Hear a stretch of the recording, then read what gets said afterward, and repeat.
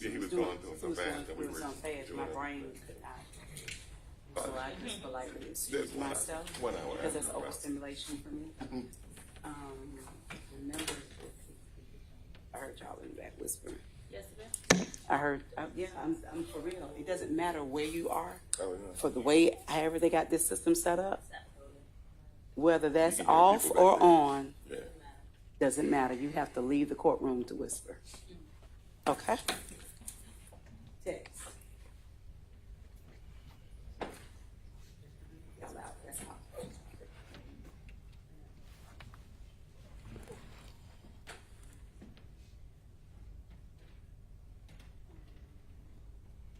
Y'all need anything? Yeah, think so. I mean, you've seen us working on You it. go take a class. We need to get y'all some new computers. They do. They need. They All of actually y'all, work. both officers. Because y'all should need that. That ain't cute. It's not spend this like every exhibit is 10 minutes. Yeah, that's not cute.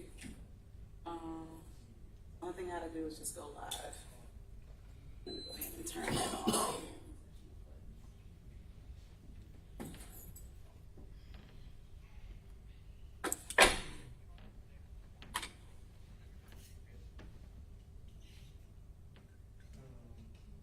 Voicemails from Ernie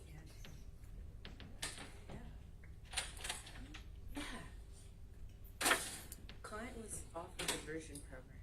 Somehow got on a calendar. And it's like my fault. And it's like, I better not have a like, whoa. Right?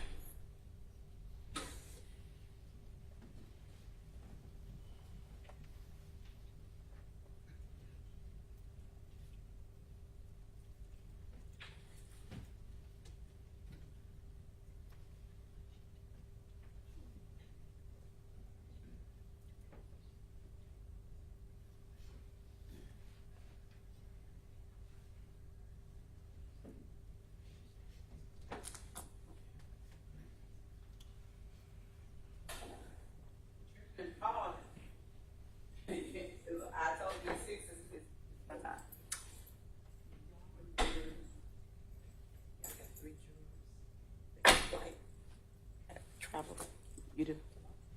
One tomorrow, two.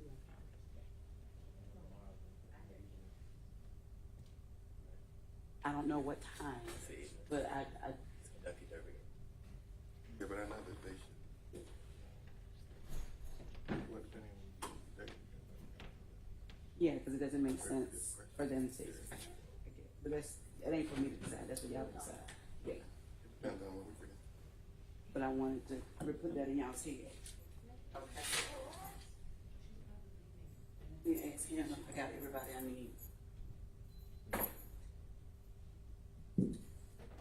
The parties start at the Derby tomorrow night. She's gonna be tomorrow afternoon. That's what I would. Sound like you got some experience. What's that? Sound like you got some experience. Oh, it's such a good time. If you've never been, you should go.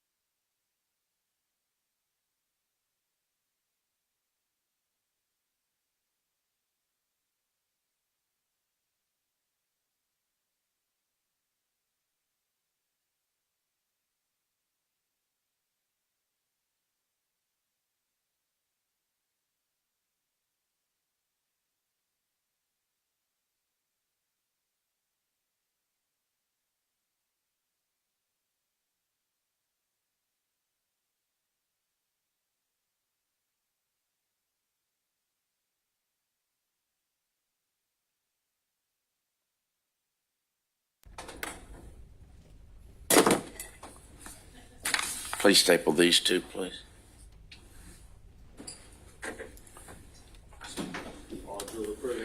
All right, please be seated. We apologize for the delay. Let's begin with closing arguments, starting with the state. Recording in progress.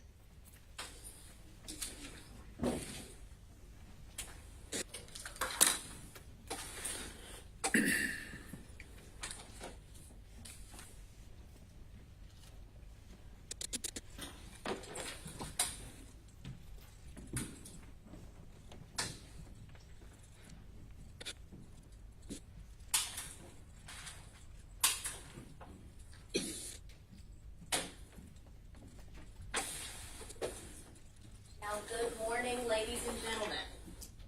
Good morning. I started this trial by saying thank you. I want to end it in the same way. You all have been paying attention. You have been taking notes. You have listened to the testimony presented by the witnesses. You have viewed the evidence as we've seen it on these screens, no matter how long it might take to get up there. So we appreciate it. But you have paid attention and prepared yourselves for the hardest job. And I told you that. It's to decide the truth of what happened on the night of February 25th, 2022.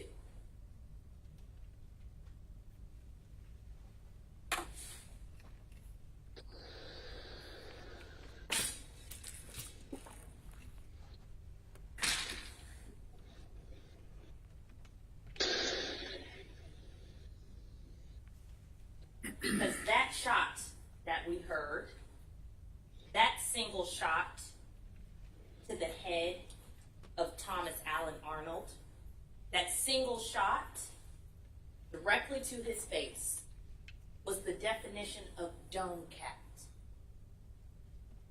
See, we're here because the defendants told you exactly what they did, but it's still our job to prove beyond a reasonable doubt, to corroborate that evidence. But we start from those words and work our way to a guilty verdict. Now, I have a chance to talk to you first because the state carries the burden. We're the only one that carry a burden. Then you'll hear from the defense, and then I'll come back to talk to you about the evidence. Go back through exactly all of the breadcrumbs they left that led to the guilty verdict of Brandon Delshon Williams and Demetrius Ross. But this morning I want to talk to you about the law. The judge is going to instruct you on the law at the end, once we have all sat down, but I want to take some time to go through some of those concepts. So, your duty, that's where we started. Your duty is to follow the law. That is being a fair and impartial juror, honestly seeking the truth. You heard that time and time again during the jury selection process. It's important to remember that you are not to seek doubt, but to seek the truth of what happened that night. You also heard during the voir dire process that you are bound by the law that the judge is going to instruct you on. Not what you may have heard on TV or seen on forensic files one time. It is what applies to this case. It has been reviewed by the parties. It is what is appropriate in this case. You are bound to follow that law. And your duty is to deliberate. That's the most important duty. So if you get back there and someone refuses to do so, please send a note to the judge. Because everyone has to do their job, no matter how difficult it may be. Now, the way I like to talk about your duty, your role when you get back there and begin to deliberate on this case, I like to think of it with this visual. See, what we ask, what is required, is that you leave outside of that circle all of those items. Any passion, any public opinion, unhappiness with the police or anyone else, public feeling, sentiments one way or the other, sympathy for the defendants, disagreement with the law, you're bound to follow it, conjecture or unbased opinions. Penalty and punishment, that is not for you to decide.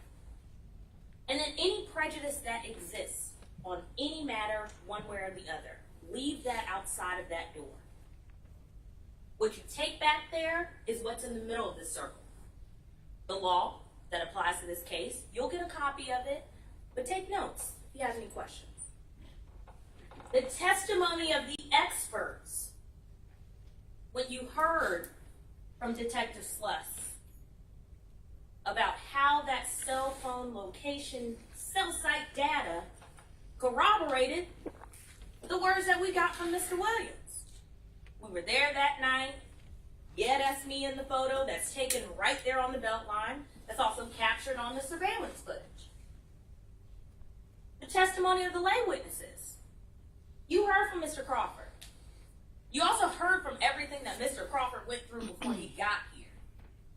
You heard from Detective Parent. She didn't even put his name and information in the report because he had reported threats. He told you about the threats he got even after this happened. And he still came and told you exactly the same thing. Physical and digital evidence. You have seen us walk through a lot of video. And there's tons more. But you've seen what's pertinent. You've seen that and heard that out of the hours, the days that were reviewed by the police, by the DA's office, the technological evidence that was reviewed by the police, by the DA's office, they came to the same conclusion, which is the guilt of Brandon Williams and Demetrius Ross. Positive identification. Other than Mr. Williams pointing it out for us, Mr. Crawford said, I know all three. That's Brandon, that's me, or Demetrius Ross, and that's Taboo. Then we had the photos in the phone. Then we had the text messages sent. Then we have Miss Rivers coming in and saying, yep, that was him. Miss Reese, who only saw him on that one time where she snapped a photo, just to confirm he was at that house on March 5th and something didn't feel right. But she knew who it was. Elements of the crimes. That's what we're going to talk about this morning. But the most important tool you have back there is your common sense. That's it. Logically, how many coincidences does it take? Because it can't just be a series of coincidence upon coincidence upon coincidence. It's evidence. But your common sense is the greatest tool you have. Now, the burden of proof, again, the state is the only one that carries a burden of any sort. We carry the burden of proof here, which is to prove the case to you beyond a reasonable doubt. Now, I want to be very clear in that distinction because it is not proof beyond all doubt. It's not. That's an impossible burden. It's not proof to some mathematical certainty. I can't give you a percentage. And it's not a vague or arbitrary doubt. Is there a secret passage that somebody tunneled in 1922 under Beach Circle where somebody popped up, pushed all three of them out of the way, and then they did it?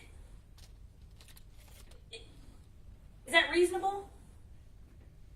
That's the difference. Not beyond all doubt. Not is it possible, but is it reasonable? It is the doubt of a fair-minded and impartial juror, honestly seeking not doubt, but the truth. That's the difference. Now, the way I like to think about it, y'all see a lot of photos in here. I like using them for examples. But I love puzzles. I don't get to do it that much these days because I'm in here. But if I get a second, I like to use puzzles. And you know, you get a box. There's a picture on the front of that box that shows you what it's supposed to look like. And you open up that lid and you see pieces scattered everywhere. Now you start, if you're good, with the corners, trying to put it together. Then you fill in a little bit more from there. And the picture starts coming together. That's how you know you're on the right track. Then it comes together more. That's how you know where you are. Now, if you pick up a puzzle, maybe sometimes at the Goodwill, you might miss a piece or two. It happens. I can't tell you, looking at this puzzle on the screen, what this is beyond all doubt, because there are a couple of pieces missing. But I can look and I can see $1 at the bottom. I can see the name Washington right above that, and I can see a picture of a man who looks a whole lot like George to me. So I can tell you beyond a reasonable doubt that that is a puzzle of a $1 bill. That is the difference. That is the burden that we are held to. You might have some missing pieces because you can't do beyond all doubt, but is it reasonable? Is the conclusion reasonable with the pieces and the evidence that you have? Now, presumption of innocence. Both defendants walked into this courtroom with a presumption of innocence. It's good to think about it like a coat. They had that coat on their shoulders. They were cloaked in innocence. However, as the evidence came out during the course of this trial, as you viewed those videos, as you heard their words, as you read their words in the text messages, as you saw the phone evidence, as you heard from witnesses, that evidence acted like a thermostat in the room, and it cranked up the heat. And once it got to a certain temp, those coats came right off. That's how the presumption of innocence works. You walk in with it until it is overcome by the evidence that proves their guilt beyond a reasonable doubt. And I submit to you, ladies and gentlemen, that we have reached that point. Now, that evidence can come in two different forms, direct or circumstantial. You're going to hear about that in the law that's read by the judge. What weight is deemed important or necessary in your conclusion on either or is entirely up to you. Whether it's all circumstantial, whether it's all direct, whether it's a mix of two, it is your decision. Now, direct evidence is something tangible. It can be seen on the Beltline video, on the numerous videos where we see tracking this group, but more importantly, all the groups. There wasn't a single person pointed out that we weren't able to pull up and say where they went, except for Tabu, Brandon Williams, and Demetrius Ross. Something that can be heard, like that fatal gunshot, but at 10:27 p.m. Right in line with when we see Mr. Arnold take his last steps onto that path, headed away from any further camera view. The documents that you have here, the conviction for Mr. Williams, the text messages from Mr. Ross's phone, the call log that shows right up until that point of arrest on March 16th, he was in contact with Taylor. That is direct evidence. But you also have circumstantial evidence, a little bit different. The circumstantial evidence is proof of facts or circumstances using direct evidence, but to infer reasonable connected facts. I like a picture, I already told y'all. So let me explain how I think of circumstantial evidence. Now, maybe you do this often. I definitely had to do it this morning. But But on my way here, I look, I get in my car, and I see a little orange light. Looks like a gas pump. I say, well, looks like we need to stop. So on my way in, I pull over, I go in that gas station, I pull up next to a pump, I get out and turn my car off, put my card in, select which grade, put it into where my gas tank is. I hold that lever until I feel a click. And I watch the numbers going up. Because I was on E, it kept going up and up and up. But once I feel that click, I then release. I put it back in the pump. I get my receipt and I turn on my car and drive off. Now, during this process, I didn't actually see gas going into the tank. I didn't tangibly have anything to tell me that gas ended up in my tank.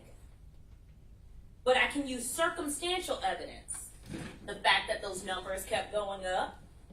The fact that I felt the click. The fact that when I got back in my car, that orange light was gone and I was able to make it to the courthouse. That is circumstantial evidence that works to tell me, beyond a reasonable doubt, that I now have gas in my car. That's the difference between the two. The time frame that we have created here, you are able to see the trajectory through those videos. You're able to see them at that corner of Bernina and Elizabeth, walking up Elizabeth, going right past Pier Taqueria down North Highland, going back around Bernina, then going on to the Beltline, being under the bridge, walking away from the bridge right after that woman, and after we see the woman come on, back onto Elizabeth Street, we don't see them. But that created a time frame through circumstantial evidence. The same with the gunshot. We hear it at 10:27 p.m. We saw Mr. Arnold walk by the camera at 10:25. Circumstantial evidence. The witnesses, their testimony, their credibility as you deem it, the exhibits, in all form or fashion, are evidence. The testimony of a single witness, if believed, is enough to establish a fact. There is no corroboration that is required by law. You will not hear that. But here we have it. We have it. But it's not even required. If you believe the words that actually came out of Mr. Williams' mouth, but then that Mr. Crawford repeatedly relayed to police, to fugitive, to you, if you believe that testimony, it is enough to establish it as a fact. And the credibility of each single witness is up to you, how you determine it. And in doing so, you can use any of these factors. The manner in which they testify, their interest or lack of interest in the outcome of the case, the means and opportunity they had of knowing the facts they testified to. You don't have to wonder whether or not Mr. Crawford had access to Mr. Williams, because we see a video that was taken live of Mr. Williams saying the things he had already reported to police. He's even present on the body cam footage of Mr. Williams' arrest at the hotel. Does he have the means and opportunity for knowing the facts to which he testified to? The nature of the facts, the probability or improbability of something happening, what they testified to, and for each witness, their personal credibility as you observe it. Those are all factors you can use in determining the credibility of each single witness. Now, you're going to hear law about the party to a crime doctrine in Georgia. Now, in this state, a person is party to a crime if they either directly commit the crime or if they intentionally help in the commission of the crime. If they provide the gun that they got from the pawn shop that can't be traced anywhere and hand it over for you to shoot the final shot, you are party to a crime. You are guilty of that same crime because but for your actions, we could not have made it to that.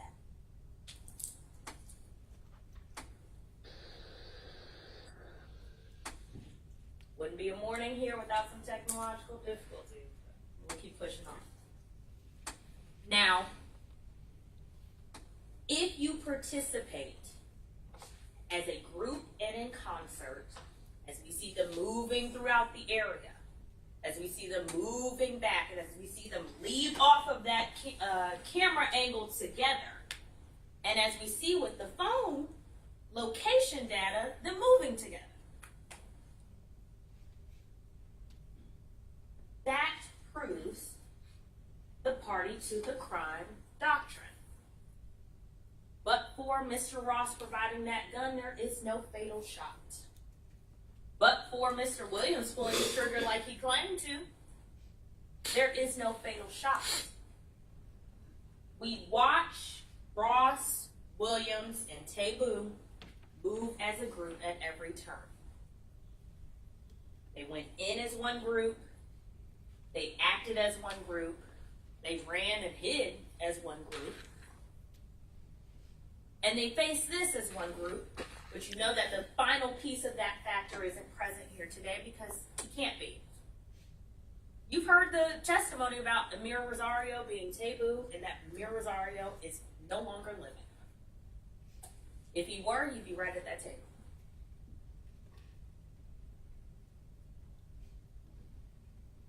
You'll also hear about conspiracy. That is when one or more persons conspire to commit a crime. And if any person in that group that conspired does an overt act towards the commission, they are guilty of being a part of that conspiracy. Now, how do you determine if they had an active part? Presence, companionship, and conduct before and after the commission of the crime. Presence, you saw that on the video. Companionship. Other than seeing it on the video, we saw it through the phone communications. Sharing numbers, the calls that went back and forth, the text messages. Conduct before and after. Talking to each other about it. Another cold case. Yes, sir. Pay attention through the evidence to the actions of all before, during, and after.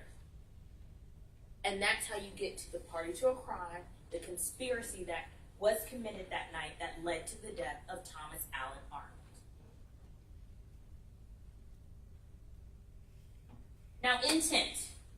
Intent is a necessary element to every single crime, but it can be in two ways. It can be proven by facts and circumstances or by acts and conduct, or it can be inferred. Inferred is when it is the natural and necessary consequence of the actions. The natural and necessary consequence of pointing a gun at somebody and firing a single shot to their face is death. That is why this is a homicide. That is why the charge is murder. You may find intent for any of the actions, the charges in the indictment by the acts, the conduct, the demeanor, the motive, any of the circumstances connected to those facts. That is how you can find intent. And consider the conduct of this group. Before, intent being shown when they're going through the black BMW, traveling the area together. During. It's 3 and it's 1. A mere couple minutes after we see Mr. Arnold pass by that corner, we hear that gunshot. He didn't stand a chance. He still had his right hand in his pocket. Ross provides the gun. William fires it. Single shot. And as Mr. Williams said, they didn't even go in his pockets. You saw his cards, a little bit of cash he had. One thing we didn't see is car keys or house keys. And then after, they leave the scene. You can look at the times related to what Detective Slush was able to pull from the phone records with the cell site location. They're communicating with each other. The call log we have from Mr. Ross's phone, the number of calls just purely on the 26th and 27th, and the last call on March the 16th, the same day he was arrested, to Taboo. Researching the case, having that same Channel 2 media release that you all got to see a snippet of. It made its rounds, whether it's from Mr. Williams or in Mr. Ross's phone. And then the plan to hide out, you saw that in the text messages, the final text messages we had between Mr. Williams and Mr. Ross. Their movements after, during, and before all point to the intent necessary, essential for every single crime in this indictment. It doesn't have to be an intent to go out and commit a crime that day. Though apparently that was the plan. But legally it doesn't have to be intent to commit a crime. It has to be intent to do the actions that constitute it. The intent to raise your hand up, pull a trigger. The intent to pass over the gun. The intent to see that man walking, go up to him and make sure that he is dome-capped and left to be found the next morning by people just jogging by. That's the intent. Now the charges. There are a total of 9 charges in this indictment. You'll get a copy of the indictment back there with you as well. 1 count of murder, 3 counts of felony murder, 1 count of criminal attempt to commit armed robbery, aggravated assault with a deadly weapon, possession of a firearm during the commission of a felony, possession of a firearm by a convicted felon, and then hindering apprehension of a criminal. So I want to walk through these just to talk through the elements of each. Beginning with murder. So count 1 of murder is when a person commits murder because they unlawfully and with what's called malice aforethought cause the death of another human being. We know here that it's Thomas Allen Arnold. Malice aforethought is not ill will or hatred. You don't have to have some type of connection to the person. It is the unlawful intention to kill, to fire a deadly shot to someone's face without justification, excuse, or mitigation. You've heard none of that. It can either be a deliberate intention to kill. We know we're coming out here. We know we're going to make sure we catch 1 body or 2, according to Mr. Williams. Or it can be implied. When you show a complete disregard for human life. You saw the horrific photos of Mr. Arnold when he was in Beach Circle and then when he was on that autopsy table. Firing that shot into his face is the definition of a complete disregard for human life. I don't have to explain that part. Premeditation. I know this is a concept that we hear a lot in media and news and in public and on TV, all of that. Meditation is not required. It is not a required element of murder. And even if you find that it was related to this crime, it is not necessary. There is no particular length of time for malice to be generated. Malice aforethought can be generated in the second it takes to fire a shot. That's how quickly malice can be formed. That is not premeditation, because premeditation is not required. Motive. Also not required by law. Proof of motive is not required to prove that a homicide, a murder occurred. Now, evidence of murder, of motive has been admitted just so you have some insight as to the defendant's state of mind. There was no justification, no mitigation, and no excuse for the actions. But if you disagree on what the motive is, even though Mr. Williams said it was to steal a car, take it to the chop shop, if you disagree with what the motive was for the killing, it is not a required element for finding guilty or not guilty for that charge. All that is required is that you prove that it was an unlawful killing. And again, that means no justification, mitigation, or excuse. Now, counts 2, 3, and 4 are slightly different. This is felony murder. There is no malice aforethought required for the charge of felony murder. This is when a person commits a crime that is designated as a felony, and that causes the death of another person. So if I came out there and I intended to commit an armed robbery, and I attempted to do so, if you had that intent, and you are guilty of that felony, then you are guilty of felony murder, because that caused the death of Mr. Arnold. If you plan to take a gun, point it, fire it, because you pulled the trigger, you are guilty of aggravated assault with a deadly weapon. We'll talk about that charge. But that caused the death of Mr. Arnold. So then you are guilty of felony murder.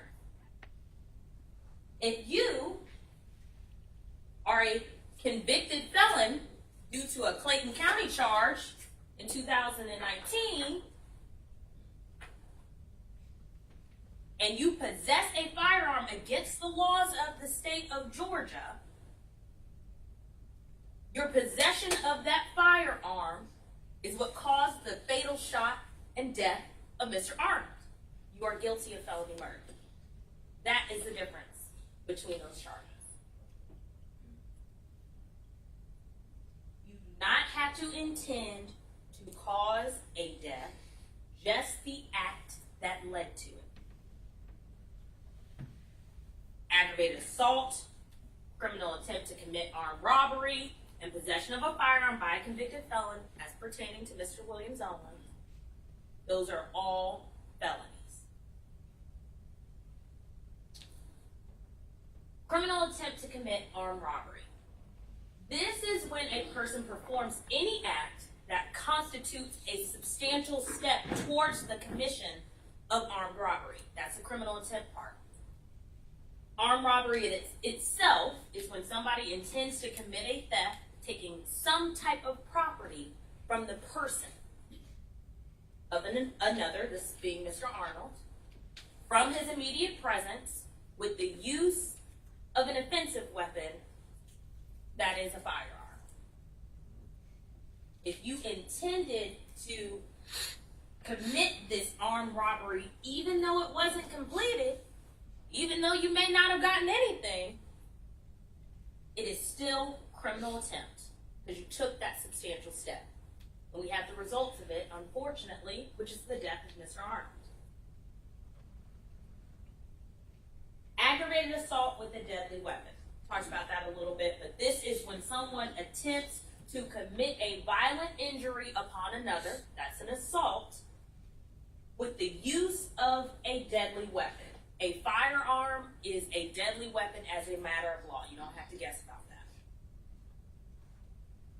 Shooting Mr. Arnold with a handgun, both actually pulling the trigger or as party to the crime, makes you guilty of an aggravated assault with a deadly weapon by law.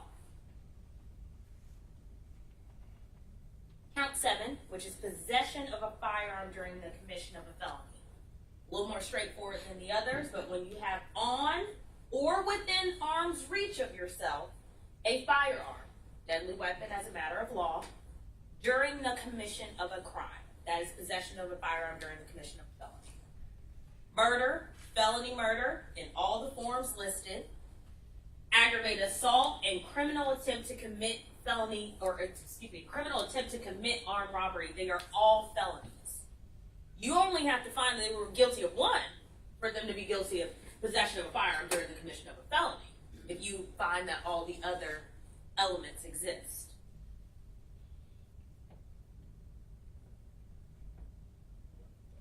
And count 8. This is possession of a firearm by a convicted felon. Again, this is as to Mr. Brandon Williams only.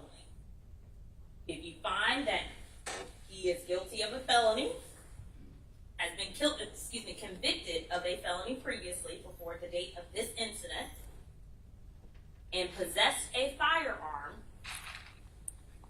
then you would find him guilty of possession of a firearm by a convicted felon. Now, particularly looking at possession, there are two ways that possession can manifest. It is either actual or constructive, and you'll hear the law on that. Actual possession means that at the time of the offense, you held and had direct physical control over the firearm. That's actual possession. But you also have constructive. Constructive possession means that you didn't have direct physical contact or control over the firearm at the time of the crime, but you did knowingly have the ability and the intention to exercise it and bring it. Did you bring it? Did you hand it to the person and they fired the shot? Did you watch them do it as you stood by? That is the difference between actual possession but also constructive. Now, the last count of the indictment pertains only to Mr. Ross, and that is hindering apprehension of a criminal. That is when someone with intention to hinder the apprehension or punishment of a person who they have reasonable grounds to believe has committed a felony, murder, felony murder, criminal attempt to commit armed robbery, aggravated assault, possession of a firearm by a convicted felon, you name it. If they harbor or conceal that person, you would find them guilty of hindering the apprehension of a criminal. So when Mr. Williams sends the plan, found us a remote spot, it's about 10 minutes from E, really in the middle of nowhere. Leave your car out there, we'll meet up, and you say, I bet, it's a go, and you go about your way, and then go hide out tomorrow until the police find you, that's hindering the apprehension of a criminal.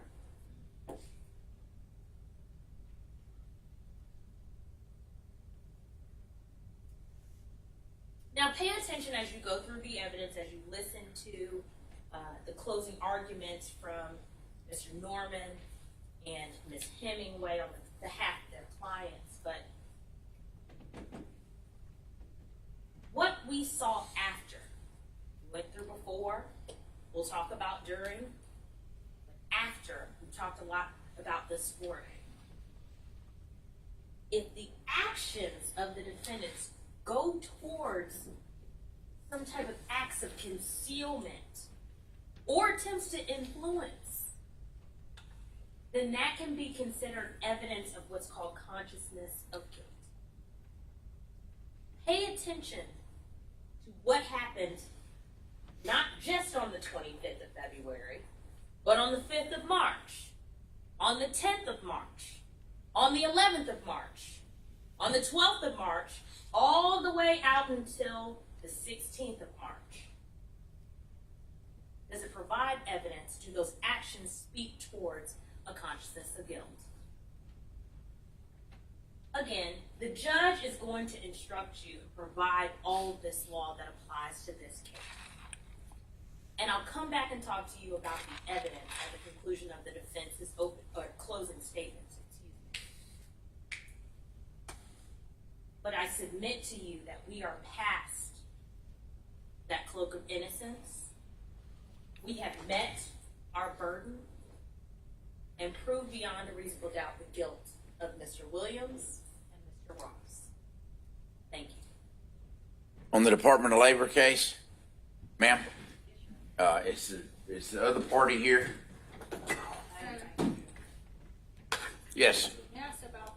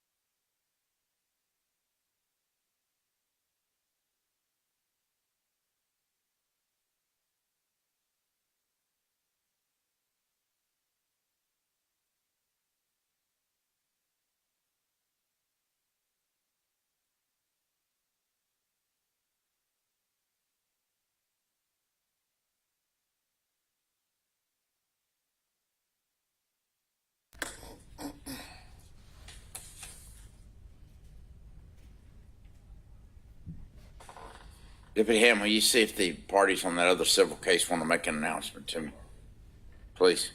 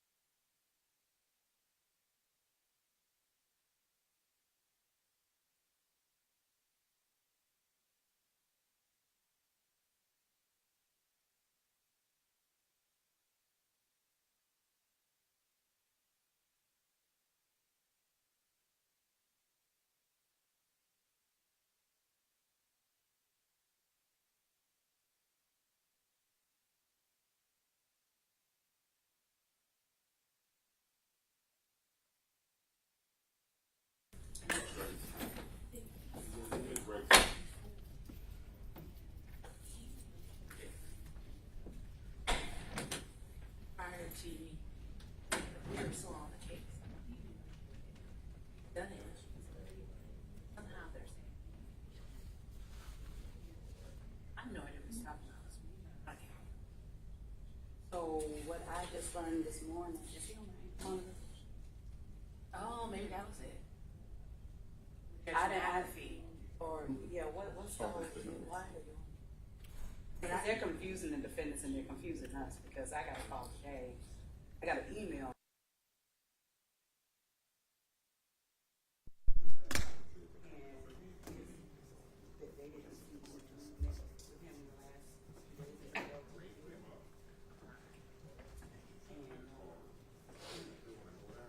He's not dead, but I think he did something.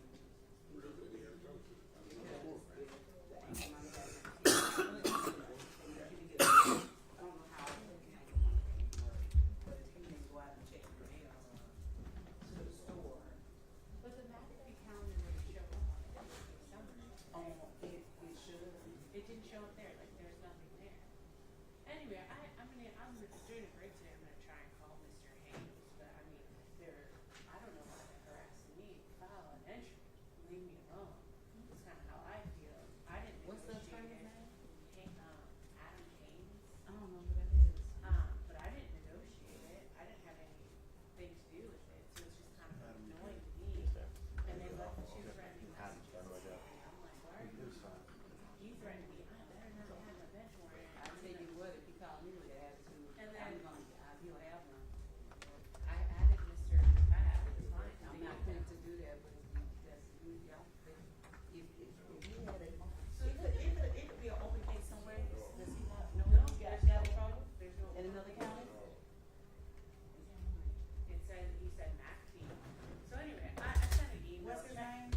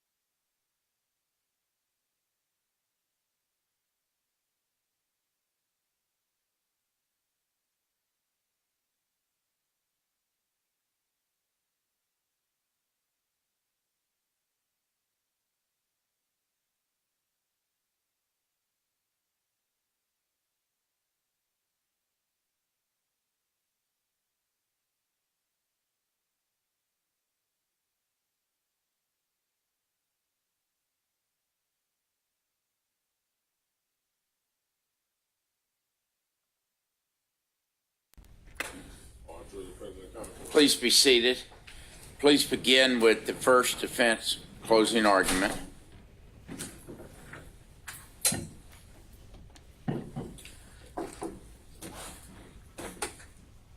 know if that gets in anybody's way. There's no podium here anymore, so it's the closest thing I have.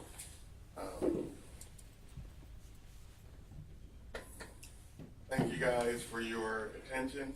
In this case, I represent Brandon Williams along with Charlotte Carter, as I mentioned in opening. And as I said in opening, you were going to hear a lot more from the state because of their burden, and that was in fact the case. I made an opening statement, and I want to tell you, as I stand here now, that I stand by that opening statement. I told you several things.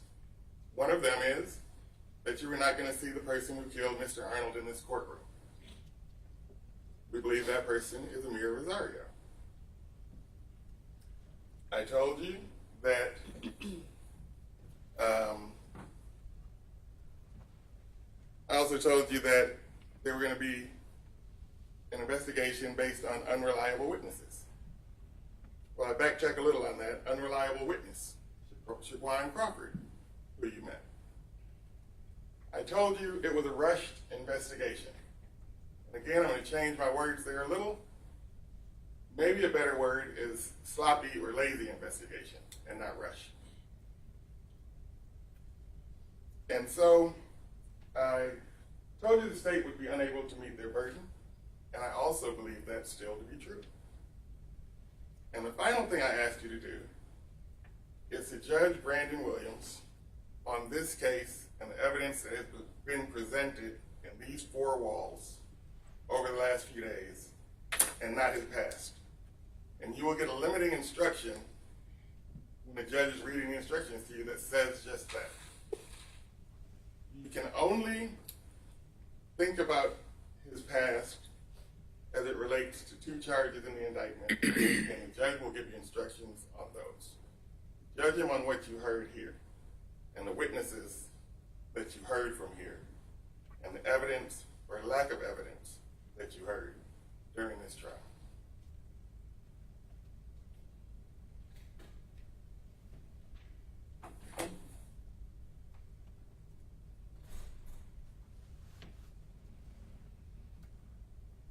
Our technology is sometimes a little touchy.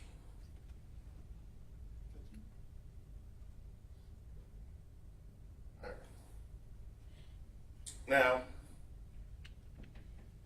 Detective Parent told you that she did a thorough investigation.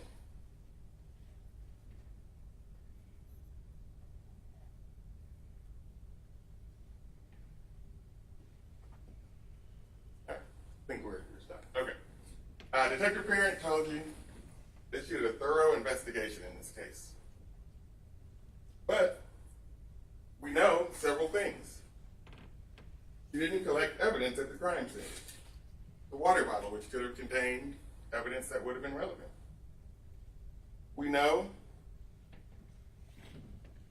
that she didn't search Brandon's house. Now, I'm not a police officer, but it seems if you're accusing someone of murder, you arrest them, one of the things you want to do is look for evidence related to that murder. And you go to their home, places you know they have been. Now, she said to you, I couldn't search his house or where he's been because he moves around too much. Well, you know what could help with that? She had Brandon's cell phone records. I believe she forgot she had them. You heard the testimony here. But the last person who testified showed you all that fancy location data. They had that information. She knew where Brandon had been, and so she would have known he had been at his home and he had been at the La Quinta Inn. And searching two places doesn't seem like too much effort to put into a murder investigation. Again, she told you she did a thorough investigation. Didn't bother to search the suspect's home. She also told you, I did everything I could to try to locate the owner of this black BMW. But you saw that car get a parking ticket. We know the exact time that that ticket was written. we know what company wrote that parking ticket. And what information is on the parking ticket? License plate number at least. And if you've ever gotten a parking ticket, usually the name of the owner and their information. So in her thorough investigation, she says she's looking for this person who's so important to her investigation. She didn't even bother to do the minimum.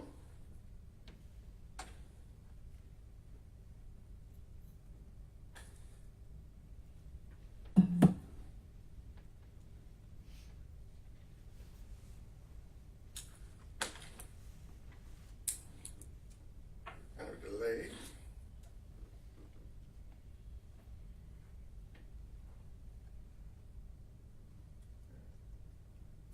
Now, as soon as that box goes away, a police officer's job is to gather proof of a crime.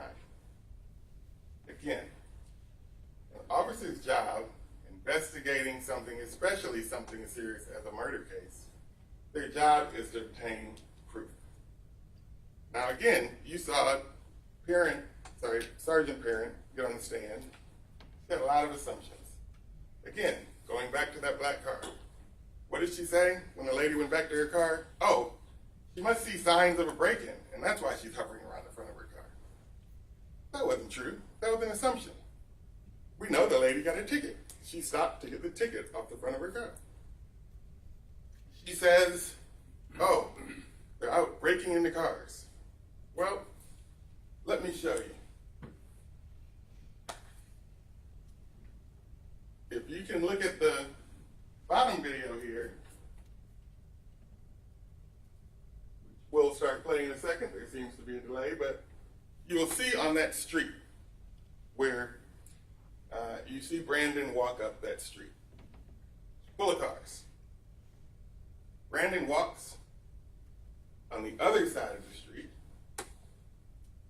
doesn't bother to look in a window of a car, doesn't touch a car, but they're out breaking into cars that night. That's their whole purpose, according to Detective Parent. Where did she get that from? She got it from Shaquan Crawford. And here, I think the video has started, you can see it. Brandon, as we can see in the green pants, is over there.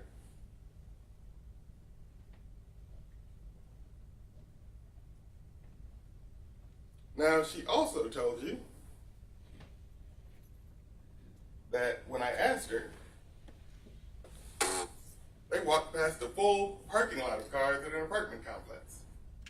Said, oh, they couldn't get in there because there's a gate. They're out to steal cars, but I want you to look at the gap at the bottom of this gate. And if you think somebody's out to break into cars and you're trying to get into this parking lot and it's just too hard, because they could roll under that gate if that was their purpose, but it's not. It's another assumption by an officer that's supposed to be looking for proof.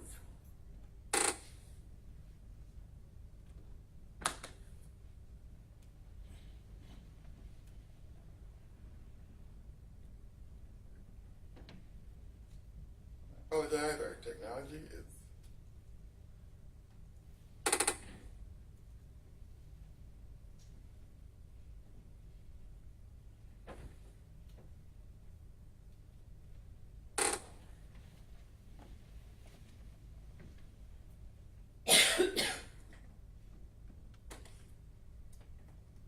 well, I'm waiting for the next slide to pop up. Detective Parent's investigation was simply Shaquan Crawford. She didn't look for the owner of that car. She didn't try to find evidence of a murder at Brandon's home. She just relied on what she was told by Shaquan Crawford.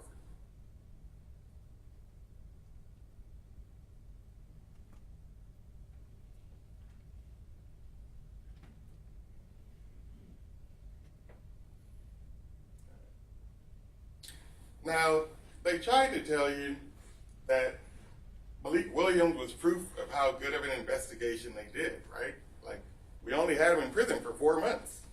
before we figured out that he wasn't the guy. But that doesn't track. It's actually proof, more proof of the lazy, sloppy investigation that was done. You heard testimony from the last witness, or second to last witness, that Detective Perrin had everyone's phone records. She had Amir's phone number. Amir is also is Taboo. She had his phone number. She had Brandon's phone number. She had Mr. Ross's phone number. They had all this information. They had location data. That did not stop her, even though she knew the number didn't match for Malik Williams, she still arrested him. And she arrested him immediately after Shaquan Crawford told her that that's the guy. Again, Shaquan Crawford was her investigation. That was it. And how do we know that? Again, he identifies Malik Williams, who turns out wasn't even in Atlanta, at 6:13. At 8 o'clock, 8:04 to be exact, she goes and gets a warrant for his arrest. And you've seen what that means. They send the fugitive squad out to pick people up. They don't call you and say, hey, you want to come in? When they sign that document, men with guns come and get you out of your house. Now, you as a jury get to judge the credibility of every witness that testified in this case. And if you recall during jury selection, I repeatedly asked if you will treat a police officer the same way you will treat a lay witness, and that is the law. So, police are to be treated like every other witness that testified in here. And I want you to remember Officer Perrin's demeanor when I was asking her very simple questions. She wouldn't answer simple questions directly. That's something for you to take into account. She took every opportunity to say, clients are up to no good. Looks, in my experience, looks like they're breaking into cars, right? They got in one car, one unlocked car. But she doesn't know they didn't have permission to get in. Think about all the assumptions she made when she was testifying. She even told you, when she was on the stand, that she couldn't identify Brandon Williams when he was being arrested based on the warrant that she had obtained. You got the video. Says, I don't know if we got a phone. Anybody else inside 315? Let me hear your voice. Man, get my phone, man. Get my phone now. I don't think you're gonna be needing that for Man, a what you talking about? It's cut this off. Hold on, just careful. Take it over, right? No, you just take it. Y'all don't even know why you take the game. Watch out, see. Yep. Like, what y'all in the room for? Yeah, just let it. Hey, let me get that phone. Let me get that phone. Put that phone in my pocket. Spread your face. He told you, you looked at that screen, we were all in here, and said, I'm not sure that's Brandon. I can't be sure. Think about that when you're considering the credibility of witnesses in this trial and their demeanor. Put that other phone.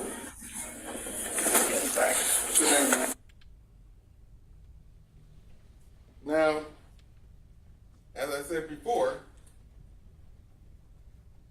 Detective Perrin, her investigation was Shaquan Crawford. And in this case, you can't trust him. Again, consider his demeanor in this courtroom. Consider the lies he told while he was on the stand. Now, I'm not going to remember them all, but I put down the ones I could remember this morning. Just in the time he was on the stand, he told you he had never met Amir or Taboo. He said Taboo, we now know Taboo is Amir.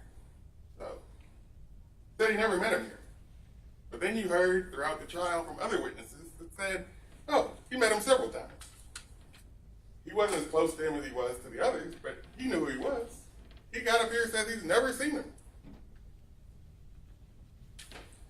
He told you, if you remember, when he was asked, could you ID anyone in September. No, I just said he kind of looked like him. I wasn't sure. I didn't ID anyone. And then I showed him the document, Defense Exhibit 1, where he signed and said, I ID'd someone. That's another lie. He said Amir was threatening him in September of 2022. Amir was dead in May. We know that now, right? Another lie. Said he never called Brandon's mom. Told him if he testified, they would go free. Until I played it for him. Now, because of rules of evidence, you didn't get to hear that call. But you all were here when I played that call for him, and then he admitted, oh, I did call it. That's another lie. Said they were out on the walking path to steal cars and take them to a chop shop. Well, you've seen the videos. They walked by cars on Regina Street. They got into one unlocked car. They've never talked to the owner again. Could have talked to her. They had a ticket. They have her information. Didn't bother. They walked past all the cars on Elizabeth Street, back around, past a parking lot full of cars. Didn't touch a single one. But that's their motive for being out there that night. Now, Juan Crawford said Amir was unpredictable. And that's consistent with what happened that night. Now, why would Shaquan lie? I don't know. I can't tell you. Shaquan wanted to be involved in this case for some reason. Could be the $35,000 reward. Could be he was protecting Amir. Could be he was scared of Amir. I don't know, but I don't have to prove that. All I can tell you is you all saw him lie, and he is the basis of this investigation. Because the parent didn't do anything except obtain video footage, which she obviously didn't watch all of, or she would have known the lady got a ticket.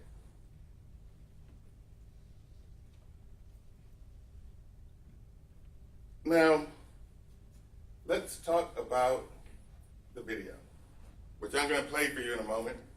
I couldn't get it into my PowerPoint presentation, so I'm going to talk about it and I'm going to play it for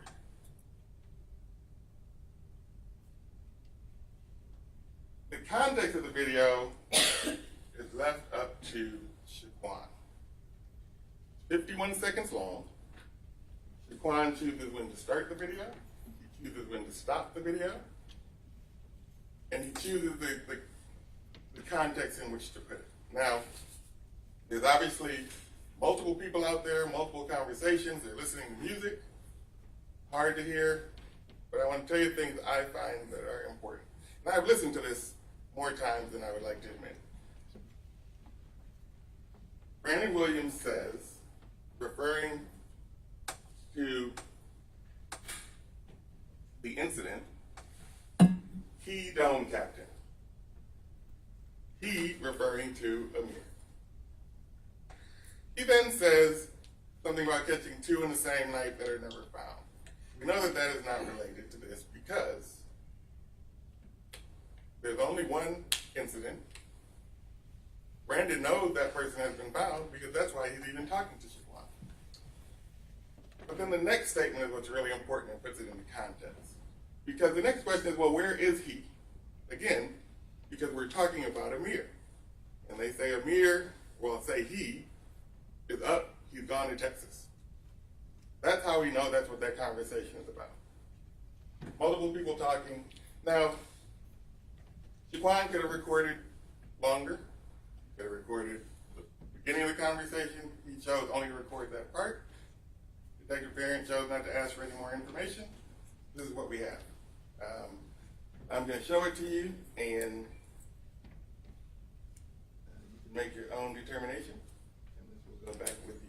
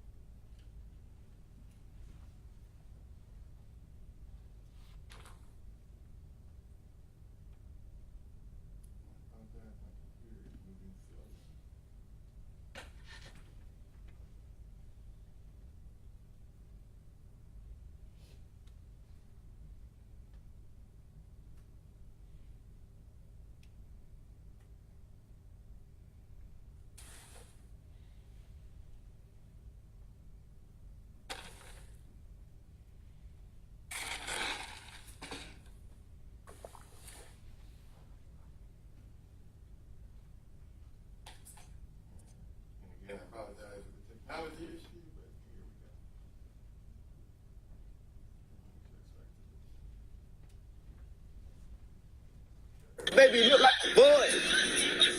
Okay. What you mean? Y'all didn't get no. What you mean? Y'all didn't get no money out of the game? Ain't no money, man. That nigga need to go in his pocket, man. I said, man, God damn, man, that shit make me. I don't even want to think about that shit. Yeah, he busted pocket. Don't shot that nigga up. Don't shot him. I caught 2 on him same night. They still ain't found him. Shit. That's crazy. So what the hell goddamn what's called that? The taboo up, man. That nigga finna go to Texas. Where he at? I can dig it, bro. He up. That nigga up, man. That's what I'm saying. Me and me, we grinding. But you got other niggas with you? Shit, yeah. Now again, because I don't even want to talk about it. He dome kept her. Then, and again says, where is he? He's going to Texas.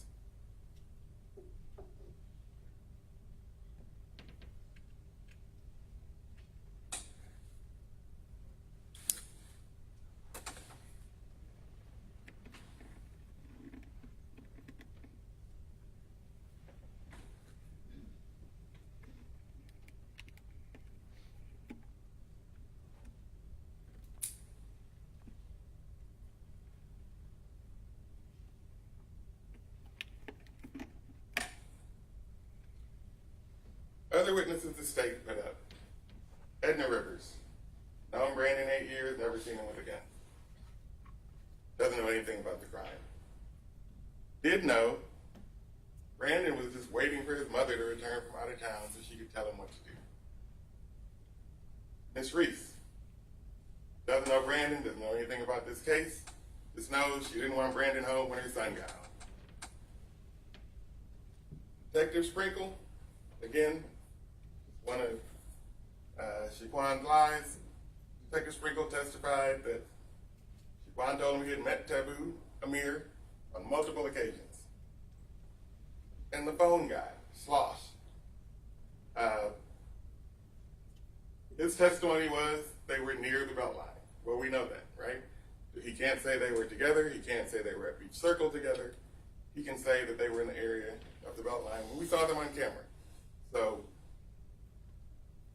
that is their testimony.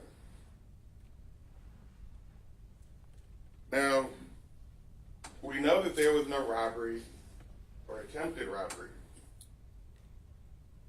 because Arnold's $7,000 watch still on his wrist. Somebody tried to get it off. The clasp isn't open. Wallet, all the contents are still in it. That there was, the testimony was there was no sign of a struggle. There was no robbery. They brought up today keys. There was no testimony. He even took his keys with him. He walked. So if he doesn't have his car keys, that's not unusual. All kinds of ways to get into your home now. Got apps. I can enter my house with my phone. Just depends. Again, we don't have to prove what happened. What we can tell you is there was no robbery, no attempted robbery proven in any way by the state.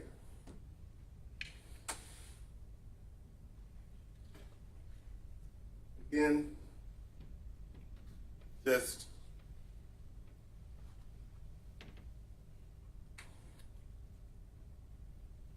as you can see, like we talked about, or like I talked about, in the street to the infamous BMW, they walk past a whole street of cars that are further down in the dark. They get into the unlocked car that happens to be at the only busy intersection back there. That doesn't indicate to me that they were breaking into a vehicle. And I told you again, Taylor would not be in this courtroom. And I knew that because Amir Rosario was killed in an attempted robbery in May of 2022 in Decatur. You heard Detective Schuler come in and testify to that fact. And during that, when he was killed, he managed to get off a shot, 9mm handgun. He was all alone, by himself. And you can look at his behavior when they were on the Beltline. When you watch the videos related to this case that were presented, you will see that Amir is often out front. He's moving around. He's acting different than Brandon is. Maybe you'd say he looks like he's on the hunt. I don't know. But Amir Rosario is out. They're trying to make them a they, but it's a him. Who pulls on the door? She said they pulled on the door. Amir pulls on the door to the apartment. You saw that video. Nobody else.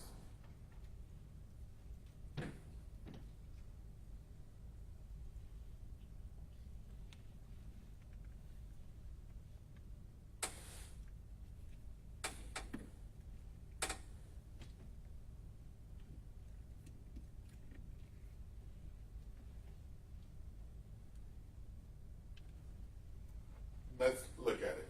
Here they are, walking up Elizabeth Street again. I know I showed you this a moment ago, but at this point I want you to pay attention again to Amir's behavior.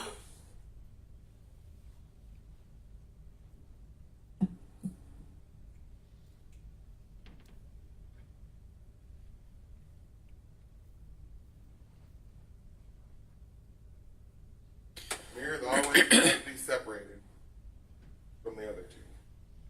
When you see him on the, what they call the bit camera, you'll see that he's out front. When they're walking here, Amir's on the other side of the street. When they're checking on the doors, that's Amir. When they come around the apartment, you see again, Amir's out front. And again, you get to see all of these things.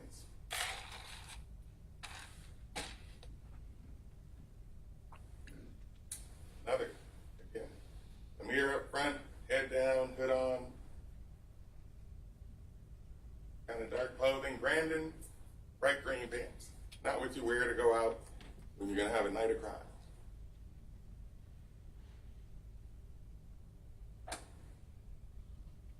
Now,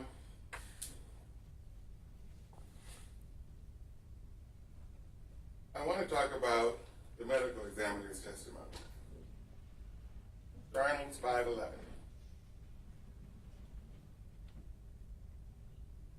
You've seen Brandon as you come in and out this courtroom for the last few days. You know how he's much shorter than that. The trajectory of the bullet, backwards, downwards, and to the left. That means, and you heard the testimony, that it entered the front and went downward at a downward angle. Now, medical examiner said she couldn't testify necessarily to the height of the person because she doesn't know the position of Mr. Arnold's face at the time.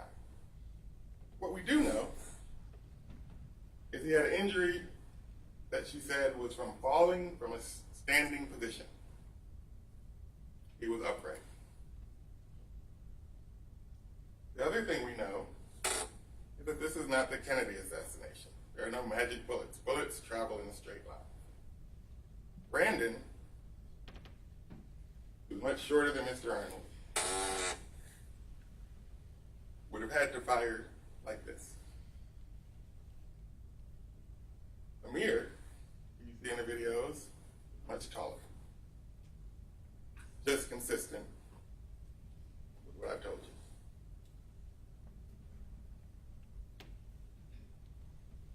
Now, the state made a big deal about the text messages. And as I told you in my opening, Brandon was scared. He was watching the news, saw himself on there as a suspect for a murder. I've never been on the news as a murder suspect, but I can imagine that if I saw myself on the news, I would get scared. I might even text someone and say, hey, I'm on the news. What should I do? And that's exactly what Brandon was doing. He was waiting for his mom to come back. He was reaching out to everybody he knew, saying, hey, I just need to figure out what to do. That's not evidence of anything, except that he was news as a murder suspect.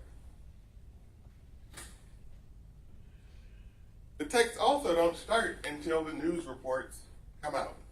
It's not like on February 26th, they're texting saying, hey, you know, we screwed up last night, let's figure out a plan. There's no text messages before February 25th where they're saying, let's get together and go steal cars or whatever they're claiming that the motive is. It's when they saw themselves on the news, they got scared, wanted to figure it out. Brandon, you heard testimony, was just waiting on his mom to get back in town so he could figure out what to do.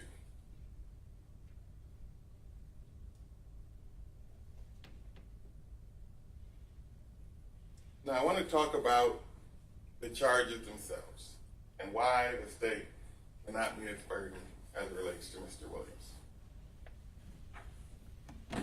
And the judge will instruct you on the law as it relates to it, but I put it here for you as well. Murder essentially means, and this is paraphrasing, that you have killed someone. Well, the state can't prove that Brandon Williams killed Thomas Arnold. And they can't prove that because they don't have a gun. They don't have any evidence, physical evidence, tying him to the scene. There's a downward trajectory of the bullet. Again, the height differences don't make that reasonable. There are 3 people there and there's only one gunshot. All 3 of them did not shoot Mr. Arnold. Who do we know carries a gun? Amir Rosario. Who do we know shoots people with that gun? Amir Rosario. And we know that because Detective Schuler came in here and testified that that's what happened to Amir Rosario May 5th. He shot someone, that person just happened to have a gun too and shot him and killed him. So they can't prove murder, and that's why they add the charges of felony murder. Call that the catch-all. Because if they can't prove you murdered someone, then they're like, well, you were around the murder and you were planning on doing something illegal, so you're guilty of murder too. They weren't doing anything illegal. As much as Detective Perrin tried to tell you they were breaking into cars, they weren't. Told you they were harassing people. Nobody complained of being harassed that night. Nobody said their car was broken into. Nobody said they were carjacked. You can't have felony murder without a crime. They're saying that crime is robbery. There's no sign of robbery. Saying that crime is assault. They said there's no sign of a scuffle. They haven't presented to you any evidence that there was any scheme or agreement between these parties to commit any crime. So they can't meet their burden for felony murder. Armed robbery. Again, and I know some of it's redundant, there's no evidence of an attempted armed robbery. There's no, watch isn't pulled off his wrist, wallet's still in his back pocket when the police get there, his pockets aren't turned inside out, haven't tried to take anything. And in fact, according to the police, nothing was taken, nothing was pulled, everything is still there. They can't meet their burden because there's no proof.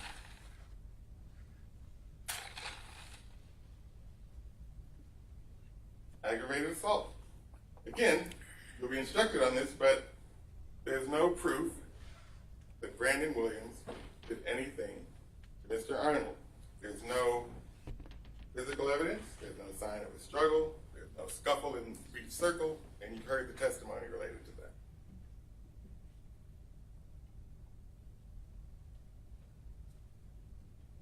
Possession of a firearm. They don't have a weapon. Perhaps if Sergeant or Detective Perrin, I'm probably getting her rank wrong. Perhaps if she had searched someone's home, maybe Amir's home, because she had his information, if she had focused on Amir instead of arresting Malik Williams, she may have been able to get to him before this May incident happened. Could have searched his home and maybe she would have found the firearm there. She didn't bother to do that. And that's not on us, that's on the people who have the burden of proving this case.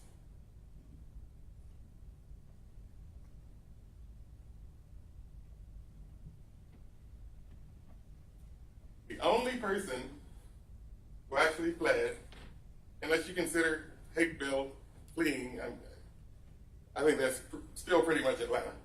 Only person that fled, Amir Rosario. How do we know? They claimed they couldn't find him, even though they had his phone records. Amir is violent. How do we know that? He killed in a shootout in Decatur 2.5 months after this. And he's the only person that is accused of making threats against Shaquan Crawford, although you can believe or not believe those threats. Because again, Shaquan Crawford claimed he was making threats in September, when he's not even alive.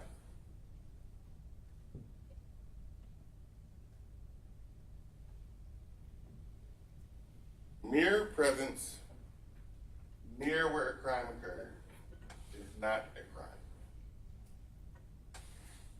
They're going to tell you because Brandon was on the Beltline, he was behind Amir, or near Amir maybe, that he is guilty of something. There's no proof of that. And just being there is not really. Now, some other things I wanted to bring up because at some point, the prosecutor is going to give you some version of, I am trying to distract you from the evidence, right? Going to say all these things Mr. Norman is saying, but just so you don't see what really happened. Well, let's talk about it. Why did I make such a big deal about the timing? They said this is 10:27. These people reacted to this shot at 10:27. This noise you hear is definitely a gunshot. Well, the reason I made a big deal about it is because not trying to distract you, just again trying to point out the lazy, sloppy investigation. You heard that the timing on the cameras didn't all sync up. And perhaps, if what we heard on that audio is not a gunshot, or those people were reacting to a dog barking, because if you remember, the people they claim were reacting to a gunshot looked over, kept walking, didn't call anybody, didn't go to see if anything had happened.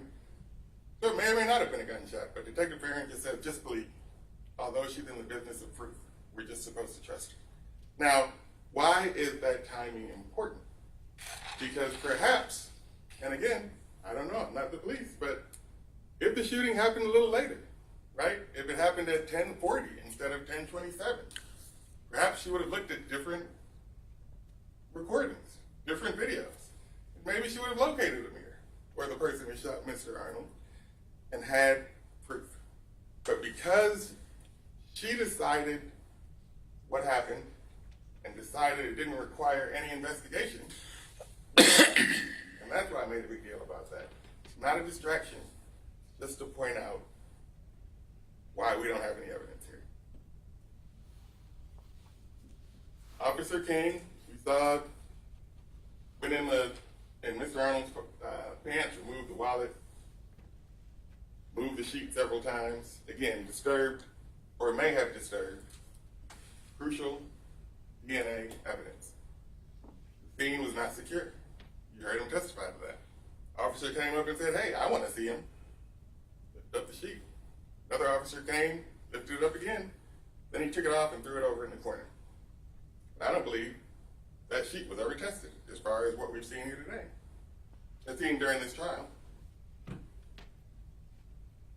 And again, regarding the timing, Mr. Carlin and Mr. Ward, you saw the video. They were outside waiting for their Uber when this 10:27 shot supposedly occurred. They didn't hear anything. You heard them say that. The man who came in here who provided the WISE cameras, all those cameras that show the car in that corner, he was at home, even closer to the shot, supposedly at 10:27. He didn't hear anything.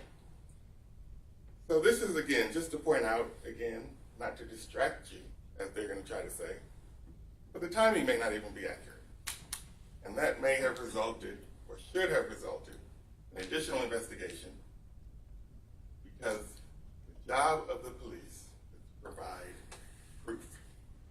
not just assumptions.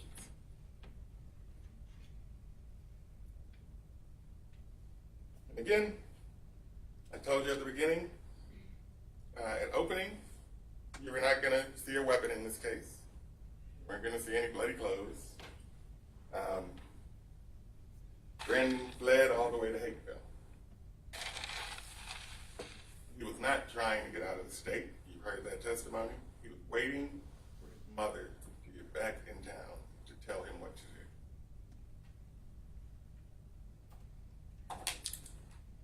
do. Now, you have to decide this case. And the legal standard that applies to criminal cases is beyond a reasonable doubt. And that is the highest standard in any court in the United States, beyond a reasonable doubt. And again, it doesn't mean all ridiculous doubt. Like she mentioned, you know, if you believe somebody may have tunneled up in from underground and done this, yeah, that's not reasonable. But if you, like I, don't believe that they've shown you that Brandon did anything, if you are confused, if you're unsure, if it's only possible, or if it's a maybe, then the verdict has to be not guilty. And the person that has to get you over that hump is the state and the police. And because they did a sloppy investigation and did not get the proof, they can't meet that burden.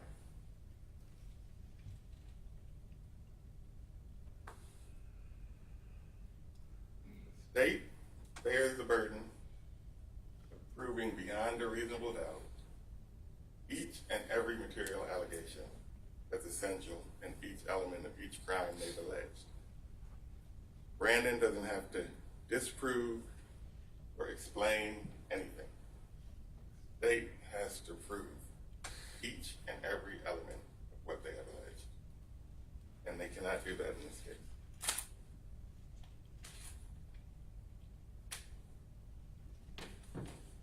Grave suspicion. You just think he might have done it, that is not enough. That's what grave suspicion is. You think, a lot of stuff here makes me think maybe, you still have to find him not guilty. That is the burden we are working. Sympathy. Now, again, you'll be instructed on this, but it's important. Someone's dead, right? And I understand that. I understand that when that happens, sometimes you want to punish someone. But karma, the universe, whatever you want to call it, already happened. Amir is dead, killed in a shootout. You can't punish him anymore. And you can't punish Brandon Williams in his place in order to give some sympathy to Mr. Arnold or his family.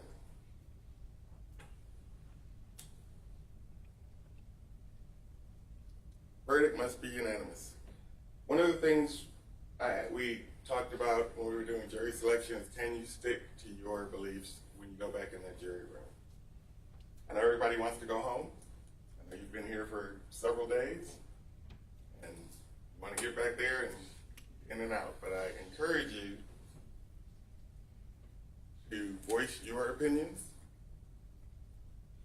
talk about the evidence or lack of evidence in this case, talk about the state's burden and whether or not they've met it, and I believe they have not.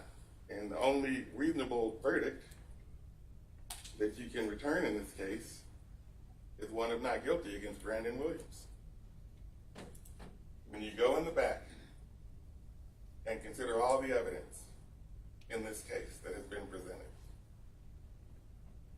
or what has been presented, if you're wavering, unsettled, or unsatisfied about what has been presented, you must acquit Mr. Williams.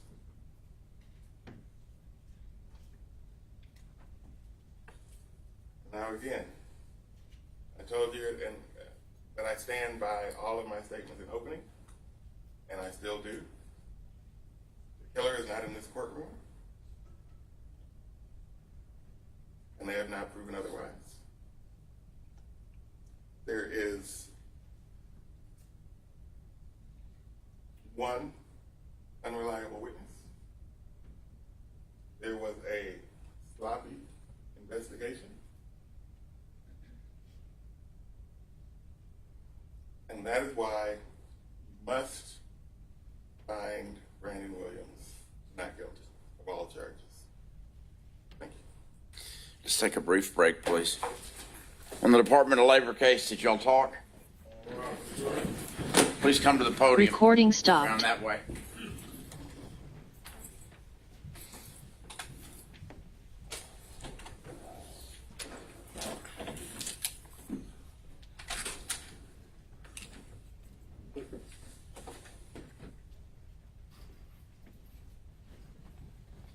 But it says that you, the claims examiner released a decision on 12/7/21 finding you not eligible for employment benefits. You appealed. You did not appear for an appeal hearing on 7/9/24. Didn't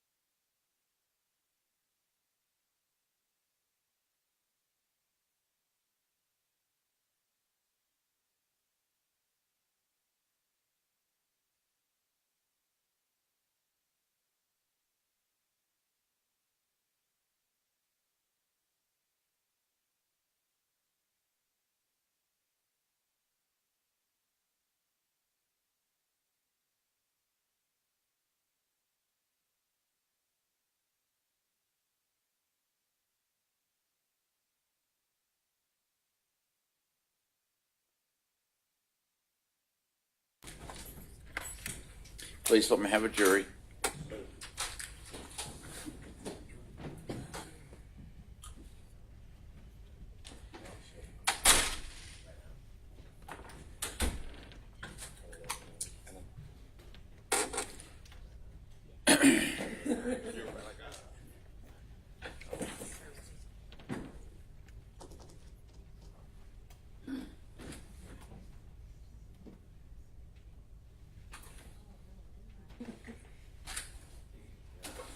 All rise for the jury. Recording in progress.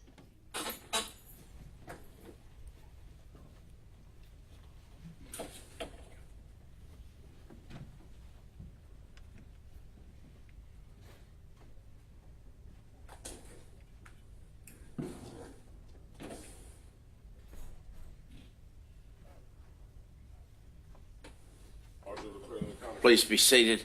The good news is your lunch is here. Bad news is we got to wait a while. Okay? All right, please proceed with the second defense closing argument. Good morning, ladies and gentlemen.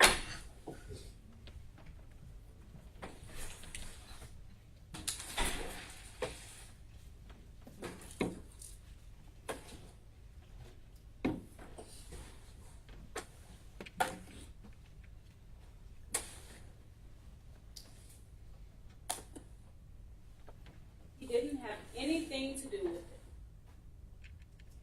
Didn't have anything to do with it. Asked the third time, he didn't have anything to do with it. These are the statements of Mr. Shaquan Crawford, the state's star witness, the person who provided them with majority of the information. His statements on the stand a couple of days ago. Mr. Ross didn't have anything to do with it.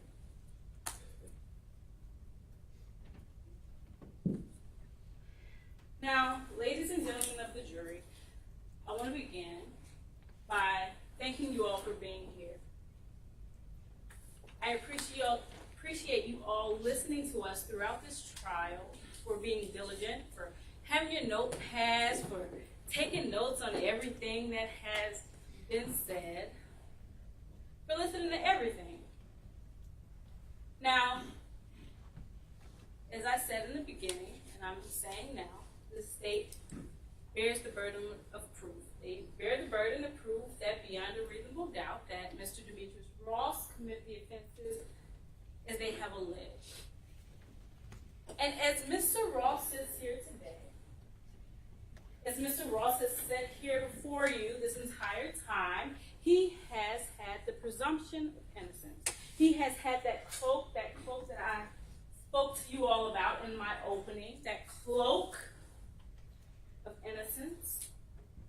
And you've heard the state as they've thrown their daggers, swords, try to penetrate that cloak.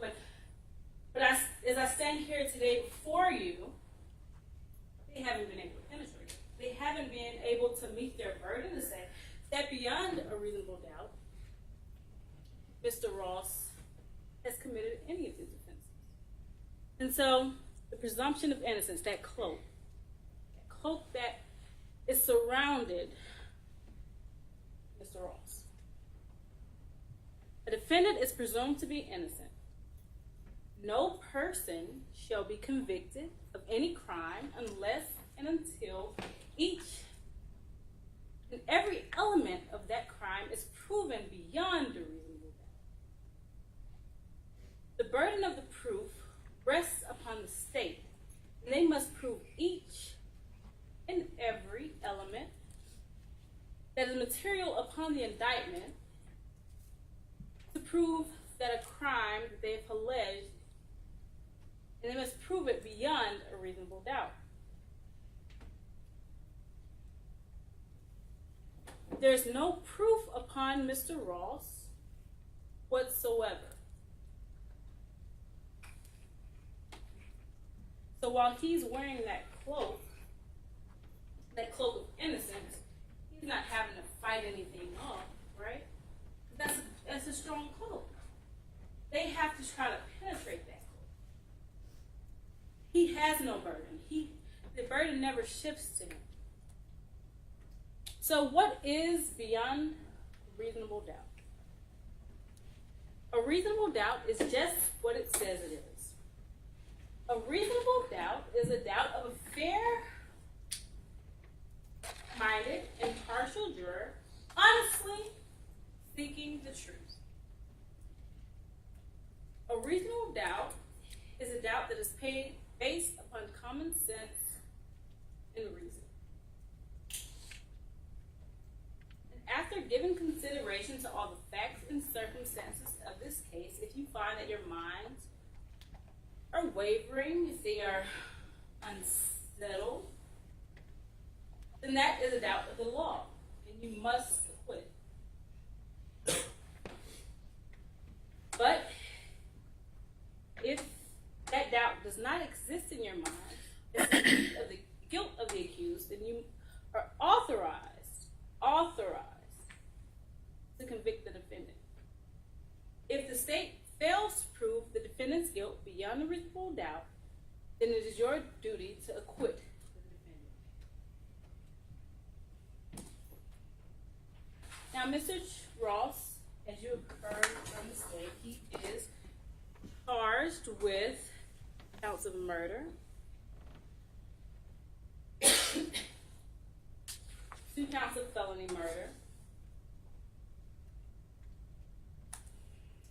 criminal attempt to commit armed robbery,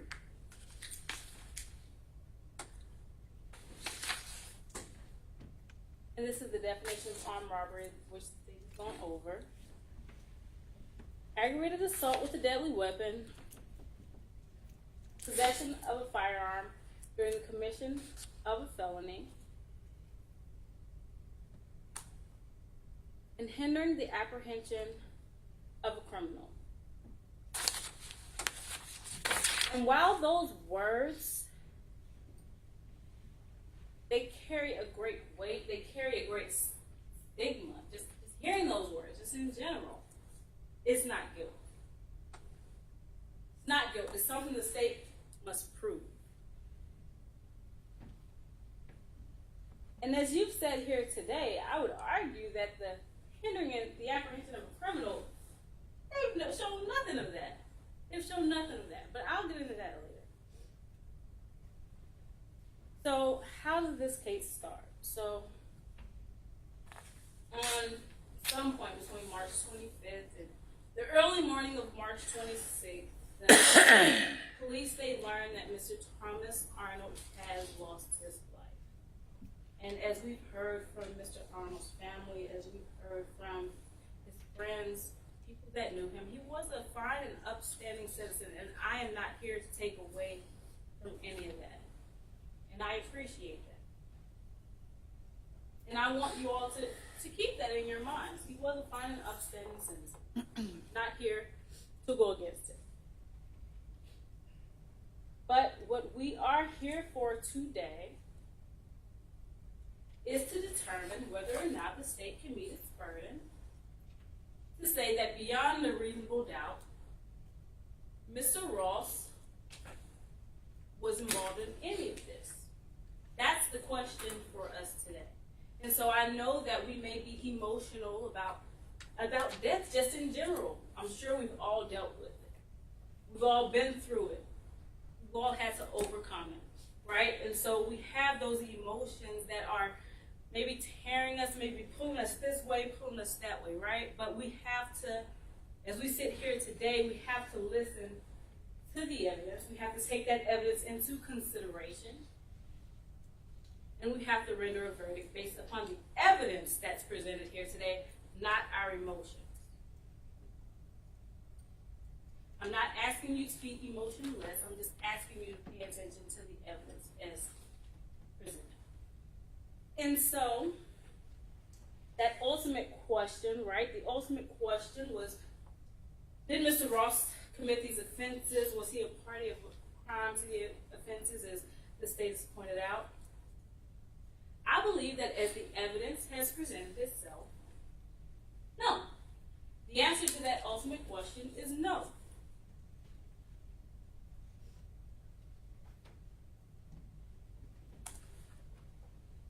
So then we begin and get into the beginning investigations of this case. And so when this first happens, there is a news release, right?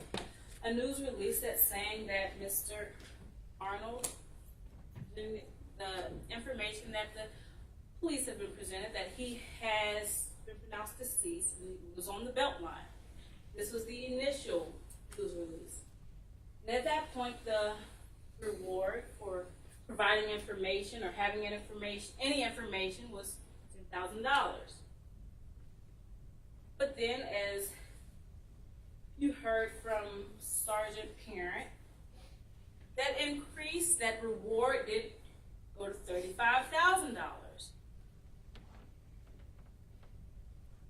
And with that $35,000, at the point that that award was given out, we now had, at this point, now that the $35,000 reward has been pointed out, we now had a picture, right? A still shot of who they suspected the individuals to be. We now had in the news, presented to the media, that there were individuals that were going into a vehicle, going into a BMW, a black BMW. There was a screenshot of these people of interest.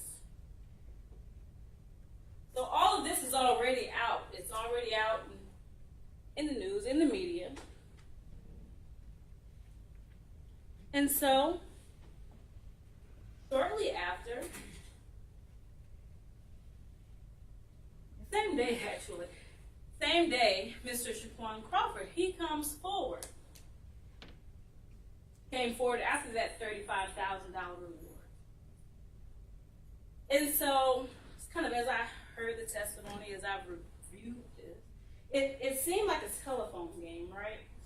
Which is why you might have heard me objecting to hearsay, right? Because telephone game, you have the first person, they come up with a phrase, a statement, right? And then they pass that phrase or statement along to the second person. They pass that phrase or statement along to the third person. And in the end, it's a surprise of what was actually said. Right? And so that's what we kind of have here today, which is why you heard me making those objections, is because we don't have the original. Right? We have Detective Parent saying what he heard I apologize, what she heard Mr. Shaquan Crawford say and what he heard Mr. Brandon Williams say.